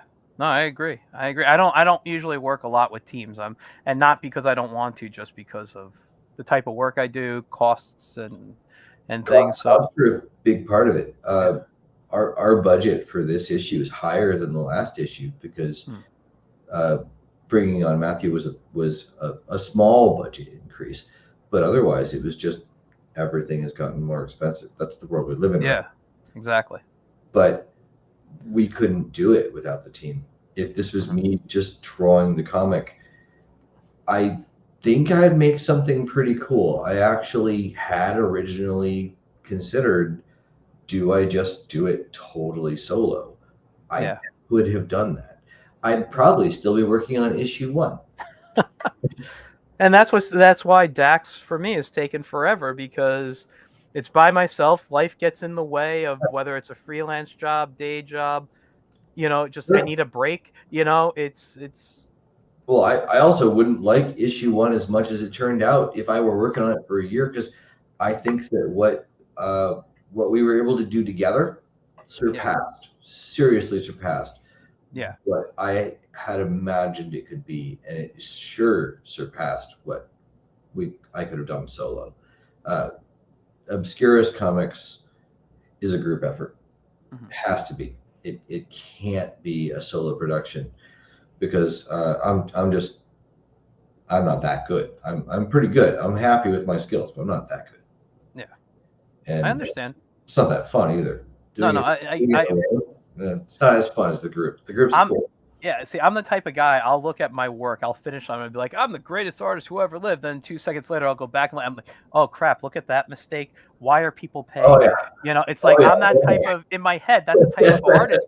And it's this, like, I don't want to say like humor, but it's the self-deprecating thing. I think we all look at our work and know we could do better, or just be like, I want to be able to do better, and we just knock ourselves. And it is, listen, it is an artist thing. There's work I've done that I'm still very happy with, but we just, I don't know, I don't, you look around my studio and there's not one piece of my art hanging up, because I don't want to look at my art. I want to look at the stuff that inspires me to create art. You got to do it. You got to give yourself that credit too. Yeah. Okay, so the piece on my wall behind me right now, it's hiding in the corner back there. Yeah. That's a painting I did. Wow. But it's a painting that I did in a phase when I was looking to do realism and fine art painting. Yeah. Not comics. If I put that on a comic cover, it's going to have a very different impact than what I've been working on for the cover for Tesla. Well, I'll be honest, looking at it on the screen here, I did not know that was a painting. I thought that was a photograph. Oh, yeah. I'm going to have fun. I'm going to grab this. Okay. I'm happy to look. This is what I used to do before comics. And I'm sure there's all sorts of glare and it's not prepped for this. That's okay. That's what I was doing before comics, was fine art painting and portraiture and boats. But I gave all my boat paintings to my folks. Okay. Yeah, no, I think it looks great. Yeah, it informs what I do now. Yeah. even if what I'm doing now is completely removed from that aesthetic, Mm-hmm. if you have a sense for the fundamentals of art and the foundations that make something good, you can apply those to anything. Yeah. And I try to bring that to what we do, even though at this point I'm for the second issue, the only thing I'm doing is the cover, which I thought was pretty much done, but I'm going to keep tweaking it until we have to send it to publishing. Yeah. Because we have the moment. We're good. I can play with it. But it's good enough to print. I just will absolutely keep tweaking it because Yeah. that's the thing you do. But otherwise, I'm looking at this issue and I did the lettering, but otherwise, I'm just the director. I like that position. I think that's Yeah. actually a better position for me Mm-hmm. because as I keep going, I get to do more art on the side, and Mm-hmm. I get to do what I want to do, and that's thrilling. Yeah. Actually, I when it comes to drawing pages, what's your turnaround for a page rate? I'm terrible. I'm I don't want to announce it on the air and have people hold it to me, but it depends. It depends on what I'm doing. Am I a penciler? Am I an inker? Am I doing everything to the page, coloring, lettering? Like, so I have different rates based on what I do. Oh, I meant Uh, speed. I meant speeds. oh, Rate of speed. how fast can I turn around the I'm, page? I'm a slow artist for personally. I am slow for inking. Yeah. Penciling, I mean, and I'm not talking clean pencils. I'm talking pencils that I ink. I can pencil a page probably in an hour if I'm going to ink it. Oh my If god. I'm gonna ink, if seriously, because I'm making notes more than actually penciling and cleaning up. If I'm Right. gonna clean up a page, it'll probably be like, because I'm sending it to someone to ink. I'm probably gonna spend about 3 hours on a page, maybe 4, but I wouldn't go past like 1 to 2 pages a day for Yeah. me to pencil, like really clean that. If you were gonna ink it, you know. But also again, it depends on the detail. I'm talking in my style. I'm Sure. talking Sure. my cartoony style. I'm talking more simplified backgrounds. Like I said, think Hanna-Barbera, think Looney Tunes, Right. Right. It all looks that type of stuff. So I'm looking for really clean line art. The thing that and the backgrounds take me longer than the characters. So like right now with Dax, what I'm doing is I'm just drawing in all the backgrounds. I'm not even putting in the characters yet because the characters I could do so much speed on that I'm just doing backgrounds on every page. And once I reach a certain limit of pages, I'm just going to go in and start doing the characters. And I'm kind of coloring the backgrounds as I go to yeah. make sure the colors work because I know what colors my characters are. So I'm like, okay, well, if this Yeah. character is going to be red and blue on this page or in this panel, I want him to pop. So where do I play, what colors do I play with to make them pop off the screen, Right. Right. I do something similar when it comes to like the digitally painted pages. Mhm. Although honestly, those take me like 2 or 3 days. Well, yeah, digital painting. I've done digital painting. I'm not the best at it, but when I digital paint, I can literally spend hours. And Yeah. you're right, 2-3 days, like to really Too totally polish. practical. Yeah, I mean, I can get a decent look because here's the thing, I'm not that great of a paint. I can do watercolor, I can do gouache very well, but I'm not like a acrylic or oil painter that does great work. I understand acrylic. Oils I'll never understand probably, but They're not easy. what? They're Yeah. a whole different thing. But like, so like when I go in and I go into something like Photoshop or Clip Studio or even Procreate and I choose like a paintbrush that's like a watercolor brush, I know what I'm doing and I can paint very nice and I can get that look and that I want and I can get a kind of a cleaner look or at least something that I'm happy with within a few hours, Nice. But I will go back to it like another day and add more and add more. So it's about 2 to 3 days for a painting. But Yeah. if I'm doing something where it's like acrylic, I'm going to be like, I might be spending a week or more on because I don't understand the techniques as well. Right. Like at least me putting them into practice, I understand the techniques, but me actually putting them into practice is a little on the difficult side No, for me. I get that. When I first envisioned Tesla on Mars, I thought about doing it as digitally painted pages, that I would do all of it. But it would have been more like 2 to 3 panels max per page. and Yeah. I was going to do the whole thing digitally painted. Yeah. That was one concept. And I think I would have probably sped up a little bit. Hmm. I see guys who do a digital painting, it's beautiful, and it's like, it took me 4 hours. I'm like, what? Yeah. Yeah. But I can't. so when I'm working with an artist that's fast, I'm like, Mhm. it makes me think of like musicians that I've worked with that can shred on a guitar, and it's just like breathing for them, and I'm like, not gonna happen. I can just, I'm working on a different level here. Can't do that. Yeah. No, I know exactly what you're talking about. It's as an artist, like I said, I usually do everything myself, which at the end of the day saves me time Yeah. because, like I said, penciling, I can pencil notes to myself, and I tend to draw more with the inks. Right. Right. So I'm like, oh, okay, and I'll just get like, here's a circle for the head, here's the shape of the body, this is the pose they're in. Boom, I don't need to put details in. I know what my characters look like, and I have turnarounds for a lot of my characters. And I also Yeah. do because I treat my work very animation based, even though it's comics. So I'll do regular poses of these characters that they're going to be in often. And if I'm having trouble getting that pose down, I just take that pose, I drop it in there, and I trace over it. Yeah. And I'll scale it up and down to fit the page. Maybe Right. I'll go into something and play with the distorting it a bit just so I get the angle right, and then I just draw over it with the inks, and I'm like, okay, I got my character. Yeah. That helps a lot. Yeah, I mean, it's a lot of pre-work, prep work to do and get these things in. But if you have a character that you're going to draw 1,000 times over, You're giving away the industry secrets here. it's part of the show, man. Oh, okay. Actually, that's what people pay me for sometimes as an educator. You Yeah. know, You which, got. by the way, I do private classes, guys, if you need. Or Don't tell them anything. Tell them everything. Tell yeah, them I've all. always been one of those guys where I have no problem sharing information. It's good. It's. Yeah.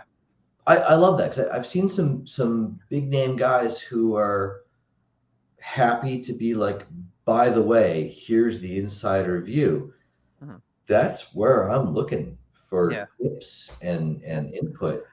You know, I saw on social media one day, I forget, I'm not going to name the guy, or I'm not even going to tell what social media, but this guy did some artwork that I really enjoyed. And I was kind of friendly with him. I didn't know him personally, never met him personally, but we've talked through social media on and off. And I said, "Hey man, listen, I love what you're doing here. What technique did you use to get that look?" And he basically wrote back to me like, "Yeah, I don't share my secrets." And it was like, I'm like, "Dude, are you kidding me? Like, just what did you like? I'm not gonna steal it, but it's kind of a cool effect. I may want to use once or twice in my book. I'm not gonna create my art looking like it." And the guy just wouldn't share. So I was like, I haven't talked to him in over a couple of years now since then. I'm just like, if you're gonna be a jerk like that, I'm not gonna be paying attention to what you do. Right. But then like after talking to him, even before that, I said I found out he worked in Photoshop. So I'm like, okay, he does this work in Photoshop. And I played around for about an hour or so in Photoshop, trying different techniques that I knew of, and I finally got what he did. And I'm like, dude, okay, so I played around with an hour for it, and I did. You could have just told me, and I would have learned it on my own, you Yeah. know. Yeah. So it was, It'll happen. yeah. I've, But I've, I've had moments like that too. I've never had someone not tell me what they were doing. I haven't really asked, mhm. but if I that'd be an awkward moment. I think I'd be kind of in that same position of like, oh, cool, goodbye. Yeah, I didn't know what to do. I'm like, I've never, being an educator, and even before as an educator, you learn from the teachers that really, stuck with you.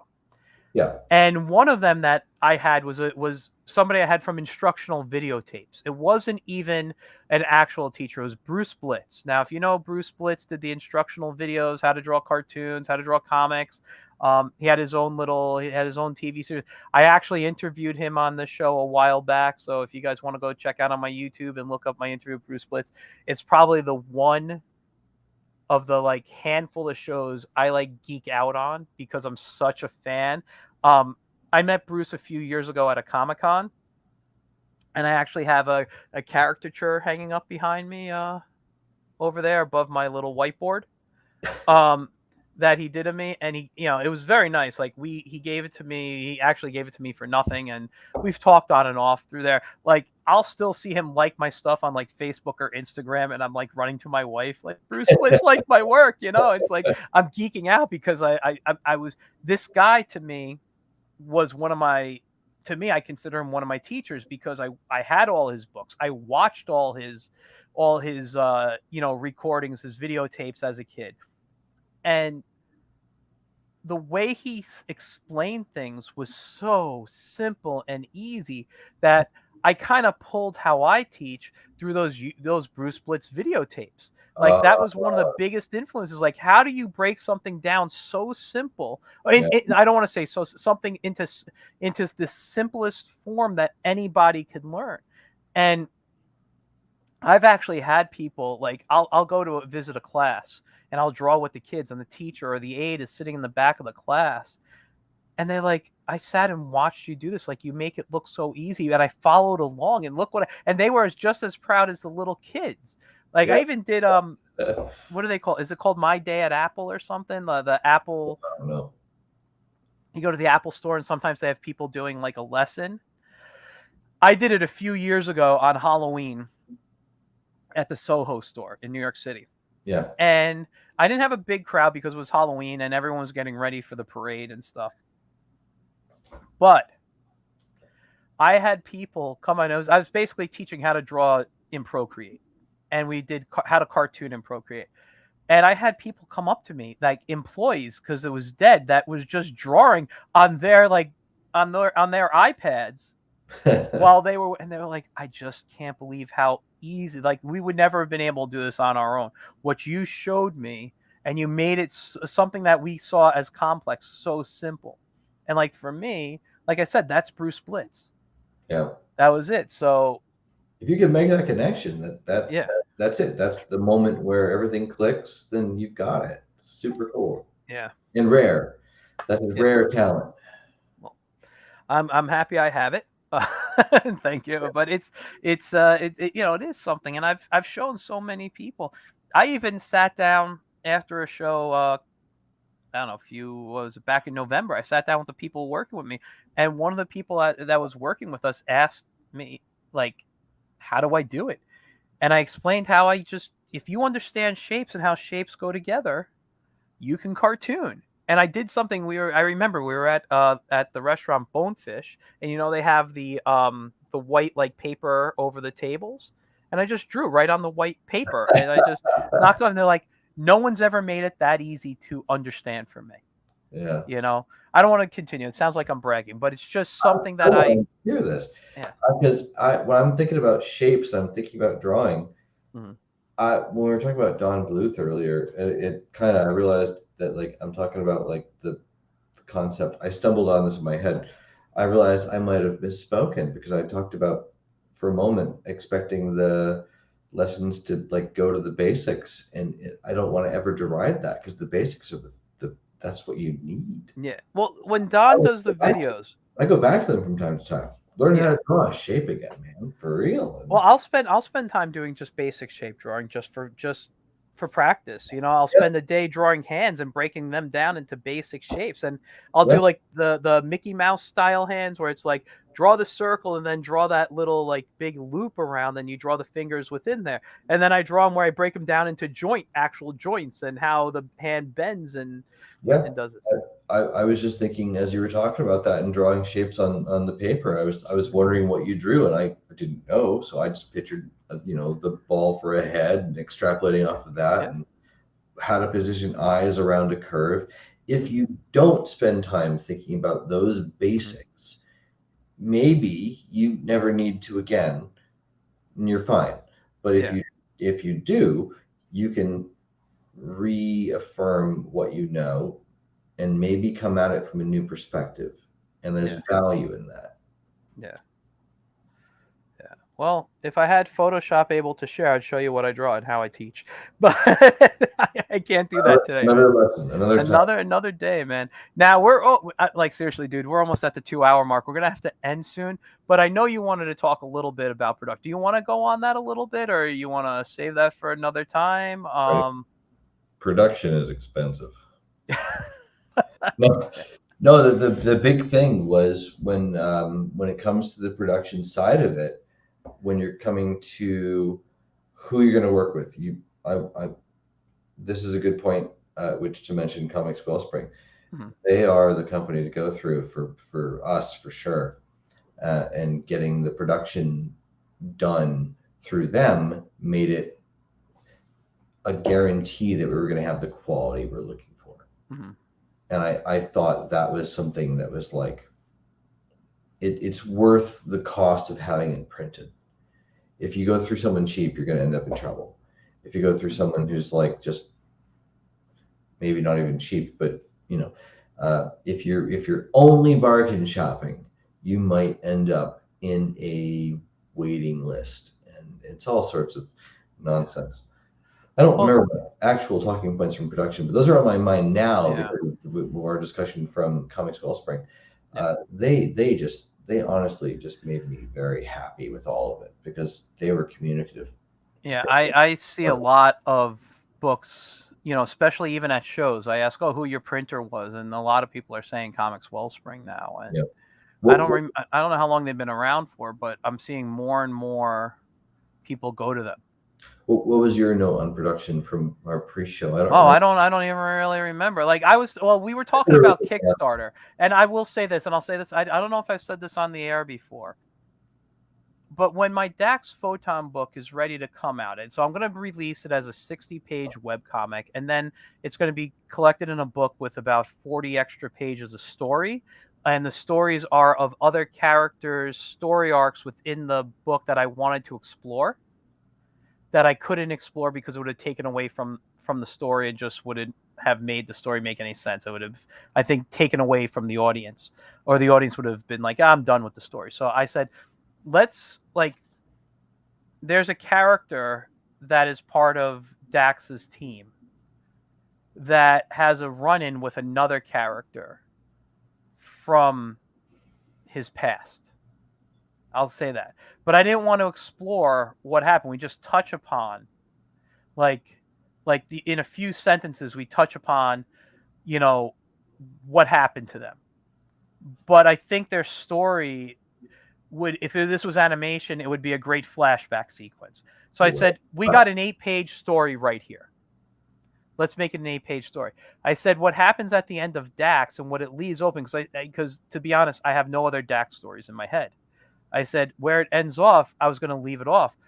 But I'm like, we could do an epilogue because this other character is really cool, right? And I have my own version of intergalactic FBI agents and stuff. So I'm like, I like this intergalactic FBI character I created. And he kind of goes throughout the book. And at the end of what happens to Dax, it kind of leaves the story open, but you get the closure of the story, And I'm like, what if we take this FBI agent and have him investigate what was the open aspect of the story? And it connects to Dax and everything. So by the end, Dax comes back. So it's this story of this FBI agent who does this and it's his investigation that then brings all the info back and closes up the storyline completely. And I said, we'll do that in 12 to 16 pages. And so we got all these little short stories that are going to continue the Dax story in there. And then I have some behind the scenes stuff I want to put in there, some original designs of Dax and different concepts and different story arcs and that I had planned out. And, so I'm going to make it a big, maybe 120, 130 page book, So it'll be a nice hardcover trade probably when I go out to it or something. But, that's really cool. But production wise, this is what I was saying. Yeah. I'm not sure I want to run a Kickstarter. I've interviewed so many people who do Kickstarters, and I think they're great. I really do. I donate to so many, but it just seems so stressful that I Yeah. don't need the extra stress in my life. I will find a way to deal with print on demand companies and digital download companies that I can create an online store and just have people go to these links to either download it or buy the hard copy. Because, if I do a Kickstarter and I say I make all this money or whatever, and then I got all these books, like let's say I have to dish out 1,000 books, right? I got to now have boxes of 1,000 books in my house that I have to go now mail out that I don't have room for. Right, right. But also, by the time it takes me to get all these things after I send it to the publisher and send it out, you could have ordered from a digital download company, like a print on demand, and had it sent to you.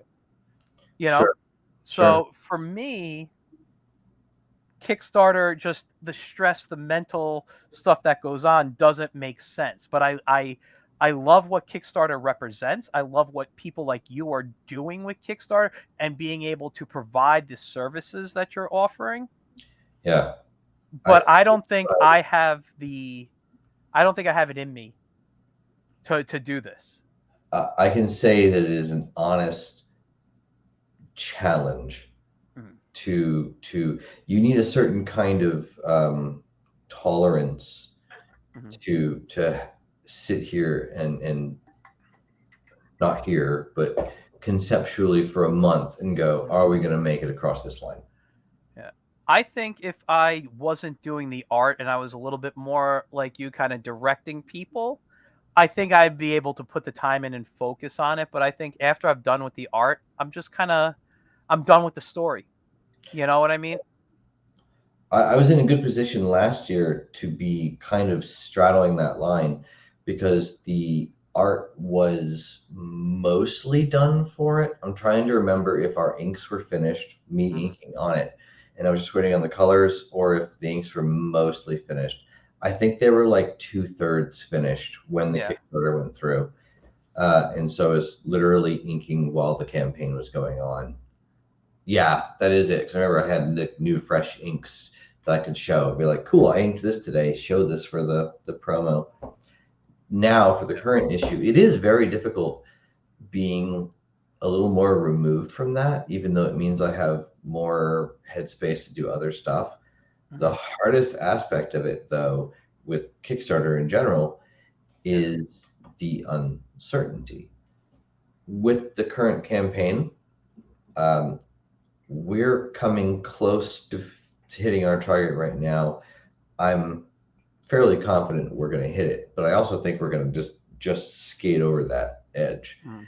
There will be no profit from this Kickstarter. There was really no profit from the last one. That's fine. This makes the thing happen. Everyone gets their book. We create an audience. We'll go to comic conventions. Yeah. It's just kickstarting it. It's not anything beyond that. I feel like we're actually doing it in the truest sense of what the Kickstarter platform started as. Just get your foot in the door. Yeah. Yeah. Not this is the pre-sale, this is the profit. This is just enough to make it a viable thing that exists in the world. Yeah. It's not the easiest route. I wouldn't recommend it for everybody. Mhm. I will be using it more. I will be Mhm. using it for other things. We have upcoming projects that I haven't really nailed down yet in Mhm. terms of who's going to be working on them, but we've got some upcoming projects that I know we'll be bringing to Kickstarter because that's going to be the fastest way to get eyes on them. If Yeah. we just made the book, and if I just produced all of it in solitude and brought it directly to a distributor or a publisher, uh, I think there'd be interest in it. I'm not Yeah. concerned about that, but it's for a startup like us, that's a lot up front. I don't think I could do it. Yeah. I'd be looking at business loans, Yeah. and I've got I was able to get a loan for a house, and I'm now paying a mortgage, and this isn't even the home studio. I have this temporarily set up as the home studio for moments like this where look, it looks presentable-ish, but there are boxes behind me. I'm building the home studio upstairs in the house. I can't take a business loan on top of that without a guarantee. They don't know. So how do you do it instead? You crowdfund it. You're crowdfunding that direct response from anyone who loves this kind of work. Well, that's it. That's the grassroots. Yeah. It's harder, and in some ways, and it's easier in others. But I don't think it's that different. I think it's just sort of, it's a parallel route. Mm-hmm. And in this case, it's the one that made the most sense. But there are plenty of circumstances where going a different route makes more sense. No, listen, like I said, I'm a fan of Kickstarter. I'm a fan of Indiegogo. I think what it offers artists that, during the pandemic, all this stuff shot up. Everyone started working, and I've said this before. I've seen such great quality come out of the indie world that I'm not seeing on the bookshelves, that I'm going more to Kickstarters and Indiegogos to get stuff. One of the reasons I'm doing so many digital tiers on these things is because there's so many I want to donate to, and if I'm donating $30 at a pop, I'm going to go insane financially and not be able to pay my mortgage. So I tend to go more for the digital tiers. It's I like I said, I do the ones, I pay for the ones I really want to have a hard copy of. But I'm seeing so many good stuff come out of it. One of the reasons, when I started this podcast, it was to talk to indie artists and help promote indie artists. And I didn't realize at the time when I started, it was going to be a lot of Kickstarters and Indiegogos. And basically every week I look at something. But I'm thrilled that I get to see all this stuff. I'm thrilled I get to share all this stuff with people, because so many people like you are putting out great things. Thank you. And I wanna see them succeed. I'd love to see them in the stores. I'd love to go to my local comic shop, which I give a shout out to, the Spider's Web, located at 887A Yonkers Avenue in Yonkers, New York. Sorry, I don't remember the zip code. But yeah, it's you got enough. It's across the street from the casino. Like, I would love to walk in that store and see books like yours in general too, but on the shelves, because that's what the type of stuff I want to be reading. A lot of stores now, I've heard, are listening to their customers. I'm glad you do, retail tiers, because stores are now looking at Kickstarters to bring in to places, and I think that's fantastic. And do I think when I do DAX, and if I choose, and like I said, I don't want to do a Kickstarter, that may change my mind later on. I may change my mind on that. You got to explore all your venues, right? What? You got to explore all your venues. Yeah, I mean, it's not like I'm not going to research it and talk to all my friends who have had successful Kickstarters. I'm not going to be dumb about it. I'm going to talk to these people and find out. I just don't know if I have it in me to do it. Like, just mentally, the stress and all, the anxiety it would cause me. Am I hitting my mark? Am I hitting my mark? Am I, I couldn't do it alone. I'm only able to do it because I've got Ashley helping me with it. Mm-hmm. And on top of her help with it, I've got the team that's sort of letting some of those pressures dissipate. Yeah. I don't feel like I'm searching in the woods with a broken compass. I've got an entire team of people around me that are going, here, we did the thing, and also we'll help share information about it. And then Ashley's on top of helping move it on the social media campaigns. I'm bad at that. I'd be overwhelmed by that. Yeah, it's tough. And that's the thing. When you're a one-man show, I think that's another issue for me. You got to have a whole different game. Yeah, and I don't listen. I used to teach social media marketing to artists. I know it. I understand it. Okay. Yeah. But it's a whole other job. If I just drew a book, I colored a book, I lettered a book, I did all the stuff to the book, right? Yeah. And now I gotta get it to a printer. I gotta make all the all the rewards, for the different tiers, the stickers, the buttons, whatever it is. And then now I got to create a social media marketing campaign to sell this and sell myself on these shows, and like, because I'm gonna have to be on other shows. Yeah. Like you're coming on this. I'm sure you do other shows too. It's just This is good actually for this episode so far. Oh, really? Wow. Yeah. I'd love to get you out on other shows then, so people could know. That'd be Uh, great. who is this? Paul? Is that Paul? Annika? I don't know. It says hi. Oh, Annika. hey Paul. Okay. Hola. But That's actually the penciler, Paul. Oh, really? Okay. Paul Ikeda Anka. It's complicated naming systems that blow my mind. Well, Paul, you are an amazing illustrator. I love your work. You know, I have the book. If you don't know about that, on the first, I have the first book. I love it. Can't wait for the second. All right. Actually, can't wait for the third and fourth either. So I know you got a fan right here. So, but anyway, yeah. I mean, it's just like being a solo guy. It's hard. Yeah. If I had a team behind me, it might be different. I also know I have a lot of anxiety that like I would be checking like when I know when I'm waiting for an email, like an important email, I'm checking every 5 minutes. You know how many times I'd be checking to see if my stuff's going up? I'm like, I can't. I shouldn't have done this. I'd be not sleeping. I'd be those first couple days, or even the first week or a week and a half when it launches, no matter what, no matter how cool you think you're going to be about it, at least for me, it's the same thing. It's every 5 minutes, just where we at. And so I don't think I want that stress. You know, I think I'll find other ways, but I'm not saying I don't want to do a Kickstarter. I just don't know if I can do it on my own, you know. At the same time, it's risky and it's difficult and stressful. It's also rewarding because when you see those numbers start rolling in, wow, the sense of gratification is incredible. Where you're like, okay, people are on board, and a lot of people, a lot of friends, and a lot of family on both my site and Ashley's site have been just, they see this and they go, wow, we're throwing in on it. And I'm sure that's true for the rest of the team. I don't know for sure, so I don't want to say. But for the most part, the people who are pitching in are people we do not know. And it's just people who are legitimately seeing something they like and going, cool, I want to get that.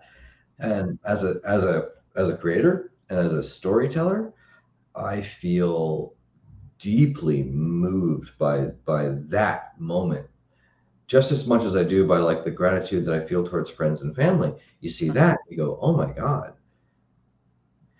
they like it. Well, that's the beauty of this industry. The fans are the people who really move the book, especially I think in the indie world. I mean, next week I mentioned I'm going to have the guys from Big Bang on. All the fans. It's all that matters. And like I said, next week I'm going to have the guys from Big Bang on, who started the Big Bang comics back in, was it the 90s? It's still going. Yeah. And you know, I've been a fan of their books since the 90s, since I first saw them. I'm going to even tell them a story about how there was a store I used to go to in, I don't want to give the name of the store away, so if people who live in this area will know the store, but it was in White Plains, New York, and it was a great store.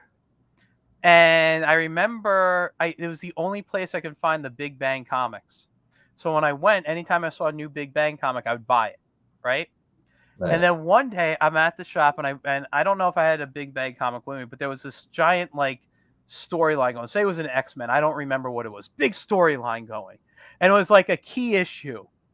And I go up to the register, and the woman ringing me up, who was the owner, destroys the story for me. She told me, she goes, "You're gonna love when this happens in the issue," and I'm like, "I'm giving you my money right now." So I never went back to that store. So I didn't read Big Bang again until sometime in the 2000s because I didn't know where I could find them. Yeah. Oh. Excuse me. So that was the That was the thing. Like that's a story, but it's the fans that keep going, and they have their fans. They're doing it. I mean, these are people. You look at somebody like JD Calderon. I don't know if you know JD Calderon, who does the Oswald Chronicles, Dreamweaver Press, stuff like that. They've been doing the books since like '92. Took me a minute, but yeah. I mean, these guys have long stays in the industry. They're doing something. It's because they have fans that keep coming back. And you're just starting. You're going to see that with you too. I look forward to being the old guard eventually. Yeah, you're listen to me. When you have a quality product, people come back.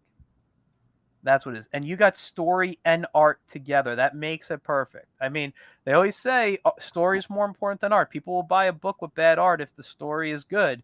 Yeah. But not vice versa. You might sell a few issues with great art and a bad story for a few issues, and then people will be like, well, why am I wasting my money? Yeah. But you got both here. Yeah. And I mean good, not the bad stuff. You got I'm glad. You got that good story and good art and bad art. You do it all. No, that's something that I wanted to write a good story. I did the best I could with that.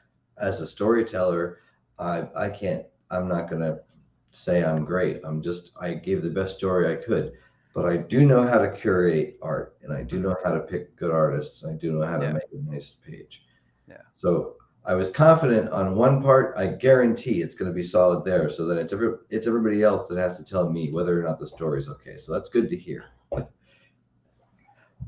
Give me 1 second. I'm just loading something up here. So you guys, I'm gonna have to wrap up now. We've definitely hit over the 2-hour mark. I'm gonna ask you to hang out backstage in a moment. But before I go, number one, I have the link to the Kickstarter in the comments for on everything, Facebook, Twitch, and YouTube. Please make sure you go to the Kickstarter. Please make sure you back this book. It is fantastic. The second book I know is going to be amazing, just as amazing. I want to also put in the comments a link to that show I'm going to be at on the 11th through the 13th. So I don't know. The date is. It looks like he has his April dates up already, but we're going to be up for March. But it's 1 week, 2 days, 10 hours, 45 minutes, and 47 seconds away. So he's got a countdown on there. But yeah, I mean, I'm going to be. Let me just go really quick. I can't show this unfortunately, but it's got a really fun group of people that'll be there. Tara Reid will be there from Sharknado. John Wesley Shipp from The Flash will be there. Nicole Kang from Batwoman will be there. We got a bunch of other celebrities, artists-wise. Guy Gilchrist, Keith Williams, Rodney Ramos, Tim Clark, Bob Eggleton, Ken Wheaton, Tim Jones, a bunch of great stuff. And I want to thank the guy. He put me in the celebrity section. I don't think I deserve that, but you put me in the celebrity section, so thank you on the website. And I'll be doing 4 panels throughout the weekend. So on Friday, I'm going to, just as a reminder, talking with Guy Gilchrist and Tim Jones about the traditional comic strip in the 21st century. Saturday on the main stage, I will be talking with Keith Williams about the Phantom, who's the first costume superhero created by Lee Falk. On Saturday afternoon, I'll be talking with Tim Clark and Joe Souza to talk about some of the toy stuff they made. I know Tim personally. Tim is the creator of the Boglins. And then I'm doing a Careers in the Creative Arts Roundtable where artists are going to be hanging out and talking. And then I end the day on Sunday with Bob Eggleton and his wife, Marianne Plumeridge, I believe. They're both they're a married couple who are fantasy artists. So if you want to check it out, come on up and see that. I will be doing that. I'll be promoting that a lot more. So follow me on social media. All those panels will be live streamed on my YouTube channel, on my Facebook page, and on Twitch. So keep a lookout for that. Also next week, I got a live appearance at the Spider's Web with Get in Tune, on Wednesday with the Fugitive Poems, and on Tuesday, like I said, the Big Bang guys are coming on. So going to be a lot of fun. Busy week next week. I'll be on. You'll see me every day. You're going to hate me, but you'll watch it. Anyway, man, I want to thank you for coming on. I really always fun chatting with you. It's a pleasure. Yeah, thank you so much for having me on. Yeah, I'm gonna have you back on when you're not even promoting anything, just to talk sometime. I think that. Yeah, we'll shoot and talk shop. Yeah, totally. So I'm gonna drop you backstage just real quick. You guys, again, don't forget to go on and to the Kickstarter link and back this great book. All right, I'll talk to you in a moment. All right. Yes, Tesla on Mars, issue 1. That is a beautiful cover. Yeah, that was Paul's work. It was brilliant work. Gorgeous. All right, guys. And if you haven't got that issue, make sure you back a tier that gets that issue for you. All right. I'll see you in a moment. All right, guys. So that was a great show. A long show. I didn't expect to go over 2 hours tonight. To be honest, I didn't expect to go over 1 hour and 15 minutes tonight. But I had a lot of fun. Ryan, fantastic artist, fantastic writer, fantastic, just, you want to call him director, producer, whatever he's doing, this guy is putting out great work. He's someone you should be following, you should be backing, supporting.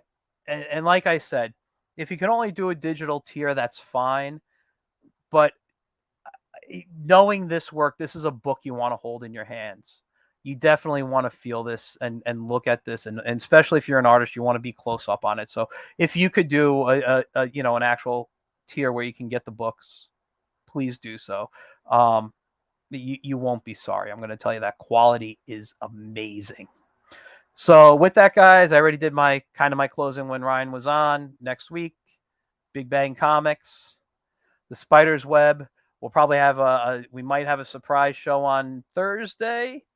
And then Friday, Saturday, and Sunday, you'll find me throughout the weekend doing these panels live. All right, guys. So I'll see you a lot next week. You guys have a great rest of your week, great weekend, great night, wherever you're watching from, great morning. I'll see you guys soon. All right. Bye, guys.